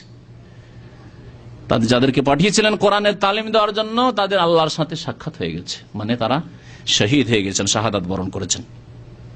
ফারাদে আনহুম, এবং আল্লাহ পাক তাদের উপর রাজি হয়ে গেছেন। ওয়া আরদাহুম, আল্লাহ তাদেরকেও রাজি করে দিয়েছেন। ফাকুন্না নাকরা, এই আয়াত ছিল, জিবরাইল আলাইহিস সালাম আয়াত নিয়ে নাজিল হয়েছেন, কয়েকটি এরকম আয়াত নাজিল হয়েছিল, তাই বলছেন ফাকুন্না নাকরা, তারপরে আমরা বেশ কিছুদিন এই আয়াতগুলি তেলাওয়াত করতাম কোরআনে কারীম হিসাবে, নামাজে এমনি সময় তেলাওয়াত করতাম। কি ছিল আয়াতের অংশটুকুর কিছু অংশ আছে, আন বাল্লিগু কওমানা, তারা বলেছিল এই কথাটি, তারা যখন এইভাবে এক এক করে খুন হইতে লাগলো, যারা বেঁচে ছিল বলছে আল্লাহুম্মা আখবির আন্না নাবিয়াকা বিমা মাদা আলাইনা, আল্লাহ তোমার নবীকে আমাদের সম্পর্কে জানিয়ে দাও যে আমাদের কি অবস্থা হইল। কেন বলেন? যে নবী জানুক শুধু, হ্যাঁ, আর নবীকে তো আল্লাহ জানাবেন শুধু এই ফায়দার জন্য। এমন না হয় যে এরপরে যাবে দিয়ে বলে আরো মুসলমান হয়েছে পাঠান, এখন 500 লোক লাগবে, 700 লোক লাগবে, এবার তো 70টা, নবী সাল্লাল্লাহু জানতে পারবেন না, বাকি সাহাবা আবু বকর ওমর সবকে নিয়ে আসবার, এক এক করে সবকে শেষ করে দিবে, বা বলবে যে ইয়া রাসূলুল্লাহ সব মুসলমান হয়েছে, একবার আপনি তশরিফ নিয়ে চলুন। করছেন না আজকাল এইরকম ষড়যন্ত্র, অনেক রাজনৈতিক বা বিভিন্ন রকম ষড়যন্ত্র বিভিন্ন দেশে হচ্ছে। তো এমনটা যাতে না হয়, আল্লাহুম্মা আখবির আন্না নাবিয়াকা, তোমার নবীকে আমাদের সম্পর্কে জানিয়ে দাও, যাতে এমন না হয় যে অন্য সাহাবায়ে কেরামদেরকে পাঠিয়ে দিলেন, বেশি সংখ্যায় পাঠিয়ে দিলেন, বা নবী সাল্লাল্লাহু আলাইহি ওয়াসাল্লাম স্বয়ং চলে আসলেন আর সবকে খুন করে দিলেন। আমাদের কি হলো আল্লাহ তুমি জানিয়ে দাও। তারপরে আয়াত নাজিল হয়ে গেছে, খবর আল্লাহ পাকে দিয়ে দিচ্ছেন। এই খোড়া সাহাবী পালাতে পালাতে হেঁটে হেঁটে কোন রকম কষ্ট করে মদিনা পৌঁছলেন। পৌঁছে গিয়ে রাসূলুল্লাহ সাল্লাল্লাহু আলাইহি ওয়াসাল্লামকে খবর দিতে যাচ্ছেন। মসজিদ নববীতে রাসূলুল্লাহ সাল্লাল্লাহু আলাইহি ওয়াসাল্লাম বসে আছেন, ওয়া আইনাহু তাজরিফান, দুই চক্ষু দিয়ে অশ্রু প্রবাহিত কান্না করছেন তিনি 70 জন সাহাবীর জন্য। বলবেন যে নবী করিম সাল্লাল্লাহু আলাইহি ওয়াসাল্লাম আলেমুল গায়েব হইলে কি হয় অবস্থা বলেন? আলেমুল গায়েব হলে রাসূলুল্লাহ সাল্লাল্লাহু আলাইহি ওয়াসাল্লাম জানতেন যে এরা মুনাফিক, তারপরেও মুনাফিকদের কাছে পাঠালেন মিথ্যা কথা বলতে, যারা আসলে কাফেরে আছে কিন্তু এই মিশা কথা বলে আমার সাহাবীদেরকে নিয়ে গেল, পাঠিয়ে দিলাম। তারপরে খুন হলো, খুনেও অংশ হলো তার, খুনের ষড়যন্ত্রে যার কিছু অংশ থাকে আজকালও সরকারের কাছে, তারা একজন গুরুত্বপূর্ণ আসামি, কারণ ষড়যন্ত্রে তুমি পাঠিয়েছ ওদেরকে, না পাঠালে এরকম ঘটনা ঘটতো না, বড় আসামি। তাহলে বেরেলবিরা আর এই সাহেব শাইখুল হাদিস বড় আসামি বানিয়ে দিল রাসূলুল্লাহ সাল্লাল্লাহু আলাইহি ওয়াসাল্লামকে। তারপরে শোনেন আসামি আবার তারপরে কি বলছেন যে কাঁদছেন আবার বসে, আসামি আবার কত চালাক আসামি। হ্যাঁ, যদি জানতেন তিনি সব ঘটনা জানছেন আসামি, তারপর কাঁদছেন তাদের জন্য, এমনটা কি জানার পরও কান্না করছেন না? কিছুই জানতেন না, তাই পাঠিয়েছিলেন হাই আফসুস করে যে আল্লাহ যদি আগে জানতে পারতাম তাহলে আমার সাহাবাগুলি এইভাবে মর্মান্তিক ভাবে হত্যা হইতো না, তাদের এইভাবে দুনিয়া থেকে বিদায় হইতে হইতো না। যদিও তাদের শাহাদাত এর চাইতে শ্রেষ্ঠ, এতে কোনো সন্দেহ নেই। বেরেলুবেরে কি বলে জানেন? আরে আল্লাহ রাসূল জানতেন, জানার পরে এই জন্য পাঠিয়েছেন তোমরা শহীদ হয়ে যাও গিয়ে। এমন কাজ করেছেন নাকি যে ইচ্ছা করে শহীদ হয়ে যাও গিয়ে? নবী সাল্লাল্লাহু আলাইহি ওয়াসাল্লাম বলছেন আল হাদমু শাহীদুন আল গারকু শাহীদুন, কেউ ডুবে মরলে শহীদ, তাই না? ইচ্ছা করে ডুবে ঝাঁপ দিবে না, শহীদ হইবেন নাকি? তো নবী সাল্লাল্লাহু আলাইহি ওয়াসাল্লাম ইচ্ছা করে কোন জায়গায় এরকম করেছেন যে সাহাবাকে পাঠিয়ে দাও, খুন করিয়ে দাও, শহীদ করে দাও? না, জিহাদ ফি সাবিলিল্লাহ গিয়েছেন, আল্লাহ পাক যাদের হায়াতে রেখেছেন আপ্রাণ চেষ্টা করেন বেঁচে থাকার এবং ফিরে আসার, মেরে ফিরে আসার চেষ্টা করবেন গাজী হয়ে। আর যদি না হয় তা আল্লাহ যদি ফয়সালা থাকে শাহাদাত, তাহলে ফয়সালা হবে।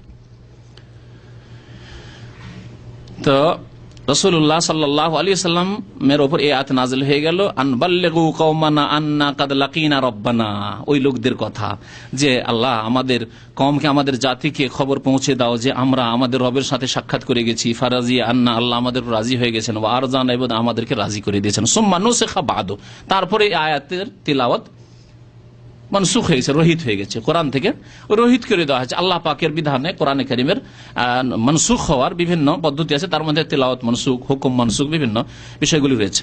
ফাদা আলাইহিম আরবাইনা সাবাহান, তারপরে রাসূলুল্লাহ সাল্লাল্লাহু আলাইহি ওয়াসাল্লাম এই খুনি বংশগুলির ওপর, কয়েকটি অংশ নিয়েছিল এই ষড়যন্ত্রে, তাদের ওপর 40 দিন ধরে ফজরের নামাজে কুনুতে নাজেলা বদদোয়া করেছিলেন একটানা।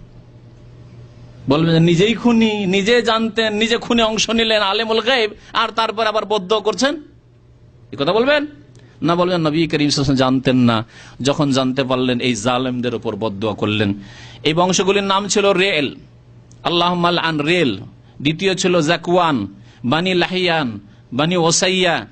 তারপরে রাসূলুল্লাহ সাল্লাল্লাহু আলাইহি ওয়াসাল্লাম বলে আল্লাহ এদের উপর লানত করো, আল্লাযিনা আসাউল্লাহ ওয়া রাসূলহু সাল্লাল্লাহু আলাইহি ওয়াসাল্লাম, আল্লাহর নাফরমানি করেছে, এরা রাসূলুল্লাহ সাল্লাল্লাহু আলাইহি ওয়াসাল্লামের বিরুদ্ধাচরণ করেছে। রাওয়াহুল বুখারী, হাদিস বুখারী শরীফের। তাহলে দেখলেন যারাই বলবে রাসূলুল্লাহ সাল্লাল্লাহু আলাইহি ওয়াসাল্লাম আলেমুল গায়ব সবকিছুই জানেন, তারা এই রকমের অপরাধী বানিয়ে দেবে রাসূলুল্লাহ সাল্লাল্লাহু আলাইহি ওয়াসাল্লামকে। সুতরাং মাপকাঠি ঠিক রাখতে হবে। আল্লাহ যতটুকু জানিয়েছেন, যখন জানিয়েছেন ততটুকু জানেন, আর যা জানাননি তার সম্পর্কে জানার তার কাছে কোনো ক্ষমতা ছিল না। হ্যাঁ, তারপরে কি বলবেন? এরা শহীদ কি করে হবেন? যদি এরা কি ছিল? এরাও কি ওই জামানার ওয়াহাবি ছিল নাকি, যারা বলে আল্লাহুম্মা বাল্লিগ আন্না নাবিয়াক, তোমার নবীকে আমাদের সম্পর্কে পৌঁছে দাও, আল্লাহুম্মা আখবির আন্না নাবিয়াক, তোমার নবীকে আমাদের সম্পর্কে সংবাদ দিয়ে দাও। তাদের আকীদা ছিল যে আল্লাহ যদি না জানিয়ে দেন তাহলে নবী সাল্লাল্লাহু আলাইহি ওয়াসাল্লাম আবার ধোঁকা খেয়ে যাবেন, তখন আবার কাউকে হয়তো পাঠিয়ে দেবেন বা নিজে হয়তো চলে আসবেন। আহলে সুন্নাতুল জামাত, আহলে সুন্নাত মানে হাদিসের অনুসারী, কোরআনের অনুসারী। আল জামাত মানে সাহাবায়ে কেরামের জামাতের অনুসারী। সাহাবায়ে কেরামের জামাতের আকীদা যে আল্লাহ যদি এই সংবাদ না দেন তাহলে জানতে পারবেন না রাসূলুল্লাহ সাল্লাল্লাহু আলাইহি ওয়াসাল্লাম। দেওবন্দীদের আরেকটি আকীদা হচ্ছে যে রূহগুলি পৃথিবীতে ফিরে আসতে পারে, আত্মা মানুষের ইন্তেকালের পরে আবার পৃথিবীতে ফিরে আসতে পারে। এই আকীদা শবে বরাতের সাথে রয়েছে এক। আর এছাড়াও দেওবন্দীদের বিভিন্ন লোকের আত্মা দুনিয়াতে ফিরে আসে, এসে সাক্ষাৎ করে যায়। তাদের কিতাবাদিতে এই আকীদার কিসসা কাহিনী রয়েছে যে তাদের ওলিয়া আউলিয়ারা শুধু আত্মা নয় সশরীরে ফিরে চলে আসেন মীমাংসা করার জন্য। দেওবন্দে একবার ঝগড়া লেগেছিল, আমরা যখন ছোটকালে মাদ্রাসা পড়ি তখন একবার ঝগড়া লেগেছিল। আর এটা ছিল পুরনো ঝগড়ার কথা।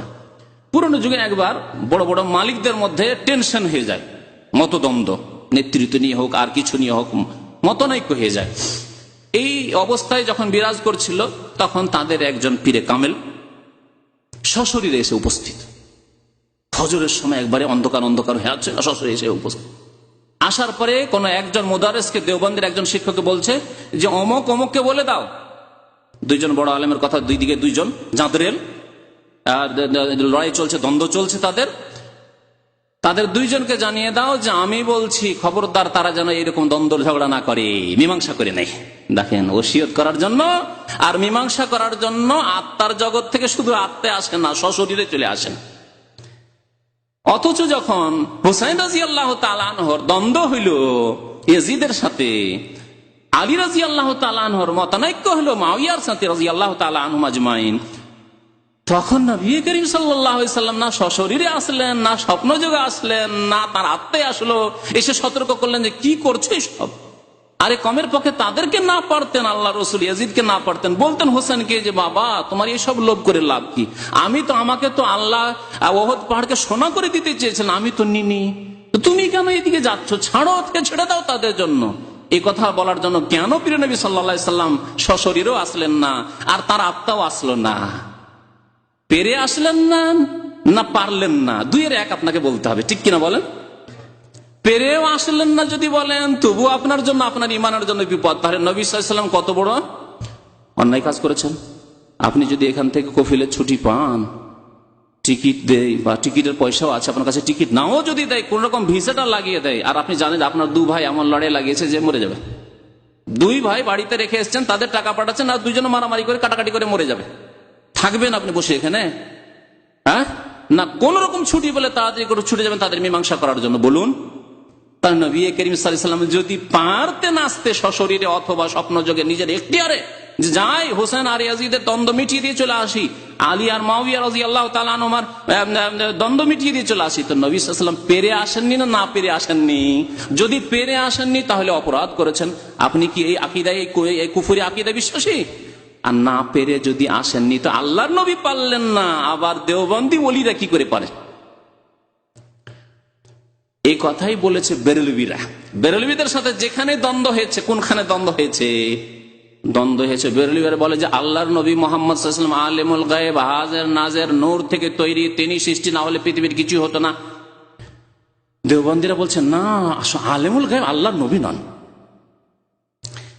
আল্লাহর নবী হাজির নাজির নন, সব জায়গায় হাজির না, দেওবন্দিরা বলছে। তখন বেরেলভিরা বললো যে আরে আশ্চর্য কথা, তোমরা তোমাদের কাসেম নানুতুবিকে আলিমুল গায়ব বলতে পারো, ইমদাদুল্লাহ মুহাজির মাক্কিকে আলিমুল গায়ব বলতে পারো, রশিদ আহমদ গাঙ্গুহিকে আলিমুল গায়ব বলতে পারো, আশরাফ আলী থানভীকে বলতে পারো, আর আমরা যদি মুহাম্মদুর রাসূলুল্লাহ সাল্লাল্লাহু আলাইহি ওয়াসাল্লামকে আলিমুল গায়ব বলি তো আমরা কাফের মুশরিক হয়ে গেলাম। নবীকে বললে আমরা মুশরিক, আর তোমরা তোমাদের আলেমদেরকে বলে তোমরা মুশরিক হও না, তোমাদের ইসলাম আবার থাকে নাকি? বুঝতে পারছেন? এই কথা বেরেলভিরা তাদেরকে বললো, দেওবন্দীদেরকে, যখন তাদের ঝগড়া হইল তখন।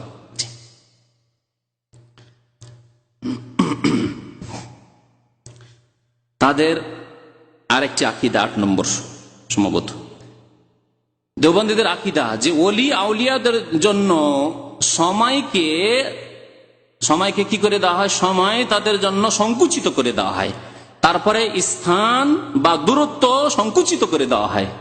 কি অর্থ? ওলি আউলিয়ার জন্য বাংলাদেশ থেকে মক্কা যে 5000 কিলোমিটার, 5000 কিলোমিটার নাই, ইচ্ছা করলে 1 মিনিটের মধ্যে এসে মক্কাতুল মুকাররমা হাজির, ফজর পড়লেন, আবার টান দিলেন, আবার চলে গেলেন, সকালে গিয়ে দর্শে গিয়ে হাটহাজারিতে বসে আছে, চরমনাইতে বসে আছে। বুঝলেন? এটা হচ্ছে, জি, টেলিভিশনে তো ছবি আসে, আসলে আসে না, আসলে চলে আসে। হ্যাঁ, কি কেমন কথা বললাম? টেলিভিশনে ছবি আসে, আসল মানুষ আসতে পারে? আসল মানুষ তো আসতে পারে না, আসল মানুষ তো যেখানে আছে সেখানে আছে, টেলিভিশনে তার ছবিটা আসছে এবং তার কথা আসছে, কিন্তু ওলিয়া উলিয়ারা, দেওবন্দি ওলিয়া উলিয়ারা সশরীরে চলে আসেন মক্কাতুল মুকাররমায়, নামাজ পড়েন। বলছেন আসর নামাজ পড়লেন মক্কায়, তারপরে মদিনা চলে আসেন, মদিনা জিয়ারত করে গিয়ে মাগরিব আবার হাজির মক্কায়। এটাও করেন তাদের হুজুররা, তাদের পীর সাহেবরা। তো এই দেওবন্দি আকীদা তাদের কিতাবে মওজুদ রয়েছে যে সময় তাদের জন্য সংকুচিত করে দেওয়া হয়, মানে সময় বেশি লাগে না, আর দূরত্বকেও তাদের জন্য সংকুচিত করে দেওয়া, দূরত্ব নাই। এই আকীদা আনোয়ার শাহ কাশ্মীরের কিতাবে রয়েছে। আগে বলেছে একজন আলেমদের নাম বলে দিচ্ছি যাতে করে সুবিধা হয় বুঝতে। আনোয়ার শাহ কাশ্মীরের কিতাব ফাইজুল বারী তো রয়েছে, এইরকমই কথা রয়েছে শেখুল হিন্দ মাহমুদুল হাসান দেওবন্দির কিতাবেও, আকীদাতে। তাদের আকীদা রয়েছে যে রোগের আরোগ্যতা তাদের ওলিয়া উলিয়ারা দিতে পারে, দেওবন্দি ওলিয়া উলিয়া পীরেরা রোগের আরোগ্যতা দান করতে পারে। জি, এই আকীদা রয়েছে, এই আকীদা দেওবন্দীদেরও। আর এক হয়তো বেরোলিরা খোলাখুলি বলে যে আমাদের অলিয়া উলিয়া আব্দুল কাদের জেলানি, খাজা মঈনুদ্দিন চিশতি, নিজামউদ্দিন আউলিয়া, এরা ফুরফুরা অমুক তমুক, এরা আমাদের আরোগ্যতা দান করতে পারে। আর এই দেওবন্দিরা লুকিয়ে লুকিয়ে গোপনে গোপনে এসব আকীদা রাখে। আর এগুলিকে তারা বলে যে আমাদের অলি আউলিয়াদের, দেওবন্দি হুজুরদের কেরামত, এগুলি হচ্ছে কেরামত। আগে আমি কেরামতের আলোচনা বলেছি, দেখেন কেরামত মানুষের এখতিয়ারে থাকে না।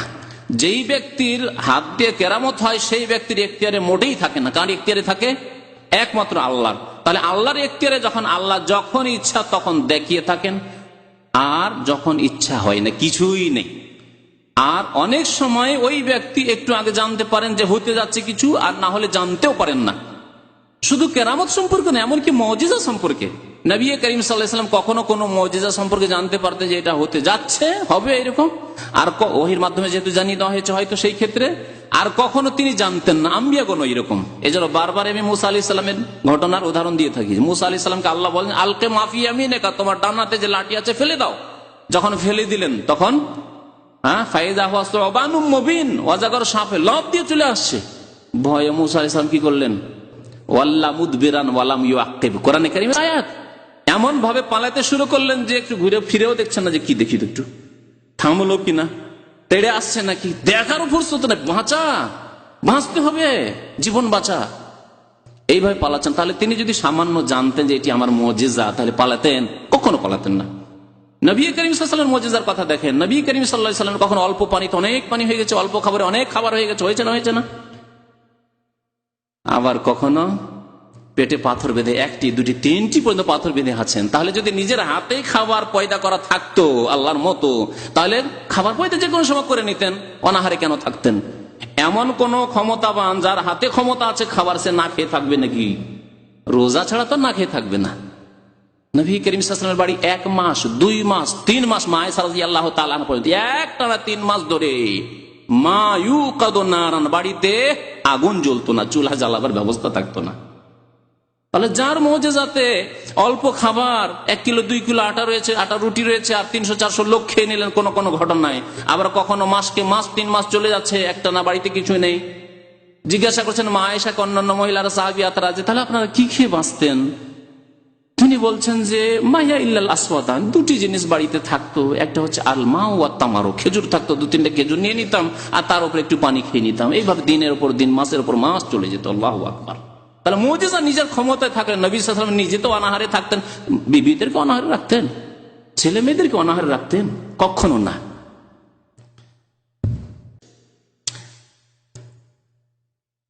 গায়েব সম্পর্কে জ্ঞান হাসিল করা, ইলমে গায়েব খোলাখুলি বর্ণনা করে বেরলবিরা, দেওবন্দিরা লুকিয়ে লুকিয়ে। তাদের ওলামা, তাদের বুজুর্গ এবং তাদের পীরদের ইলমে গায়েব হাসিল হয়ে যায়। গায়েব সম্পর্কে জানতে পারে, কোথায় কি হচ্ছে, কোথায় কে বিপদে আছে, আবার উদ্ধারও করতে পারে। জি, এসব আকীদা তাদের কিতাবাদিতে রয়েছে। যেমন রয়েছে শিহাবে সাকিবে রয়েছে, আল মুহান্নাদ আল মুফান্নাদে রয়েছে, তারপরে শামাইম এমদাদিয়াতে রয়েছে, ফাইজুল বারিতে রয়েছে, এছাড়া ইনকিশাফ, জালজালাদার জালজালা, এসব কিতাবে এসব আকীদা রয়েছে। একবার আশরাফ থানভীর এক মুরিদ স্বপ্নে দেখছে যে কলেমা পড়ার চেষ্টা করছে, পড়ছে লা ইলাহা ইল্লাল্লাহ, তারপরে চেষ্টা করছে মুহাম্মাদুর রাসূলুল্লাহ পড়ার, কিন্তু মুহাম্মাদুর রাসূলুল্লাহ পড়তে পারছে না। কি আসছে? আশরাফ আলী রাসূলুল্লাহ।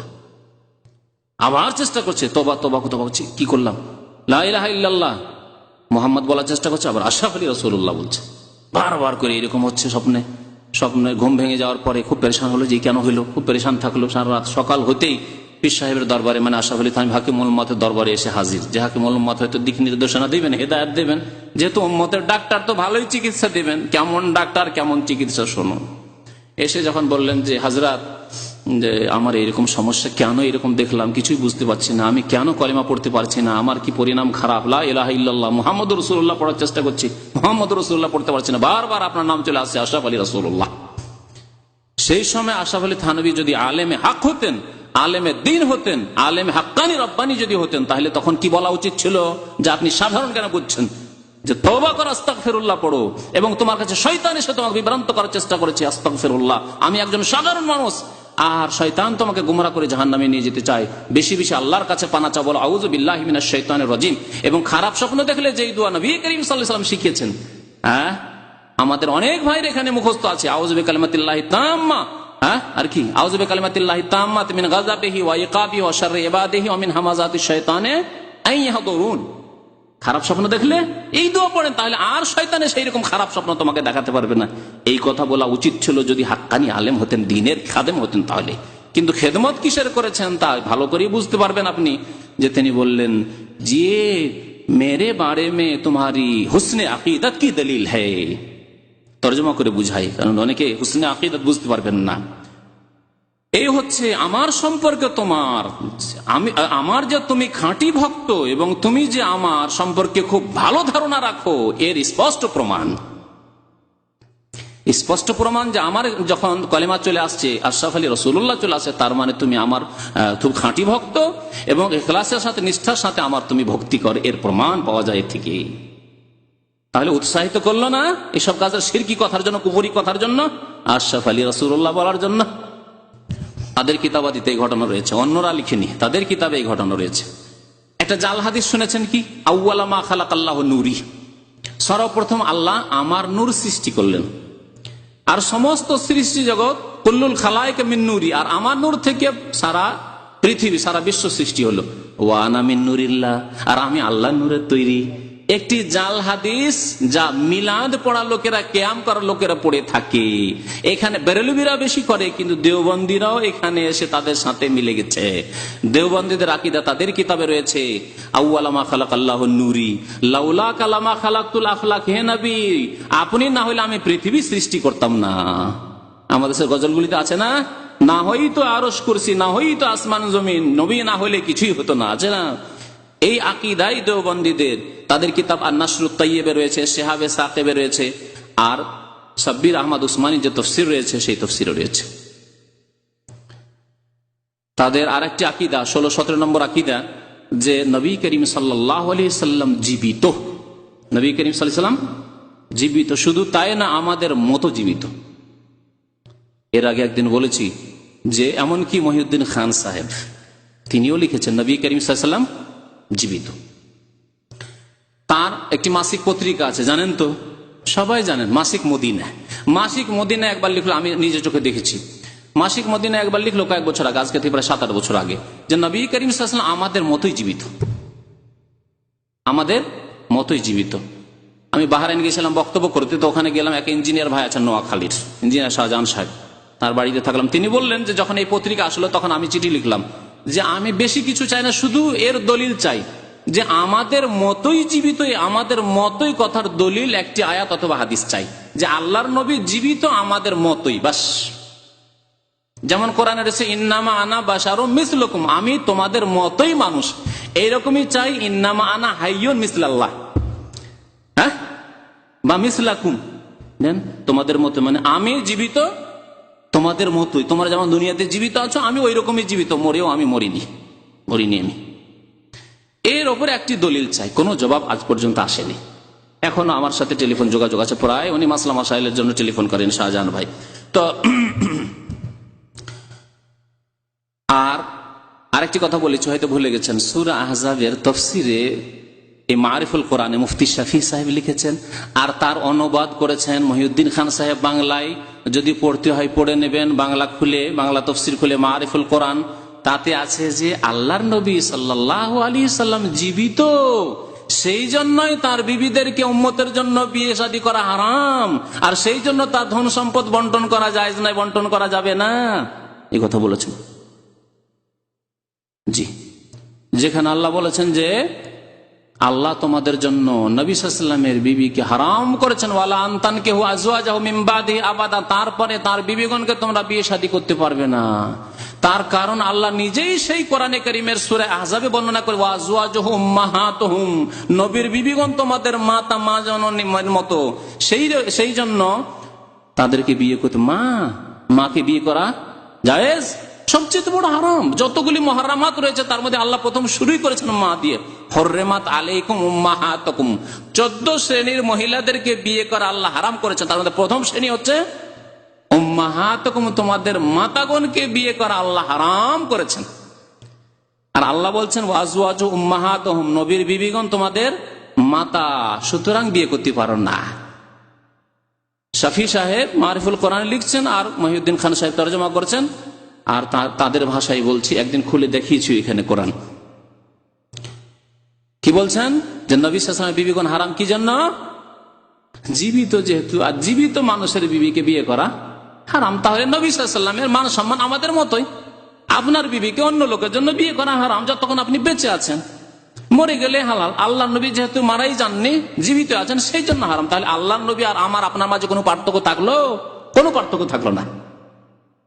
স্ত্রী হারাম হওয়ার দিক দিয়ে আল্লাহ তাহলে কোনো মর্যাদা দেননি, অথচ আল্লাহ পাক রব্বুল আলামিন তাকে উঁচু মর্যাদা দান করেছেন। তোমার বিবিগণ সারা উম্মত সবার মা, সুতরাং মাকে কেউ বিয়ে করতে পারবে না।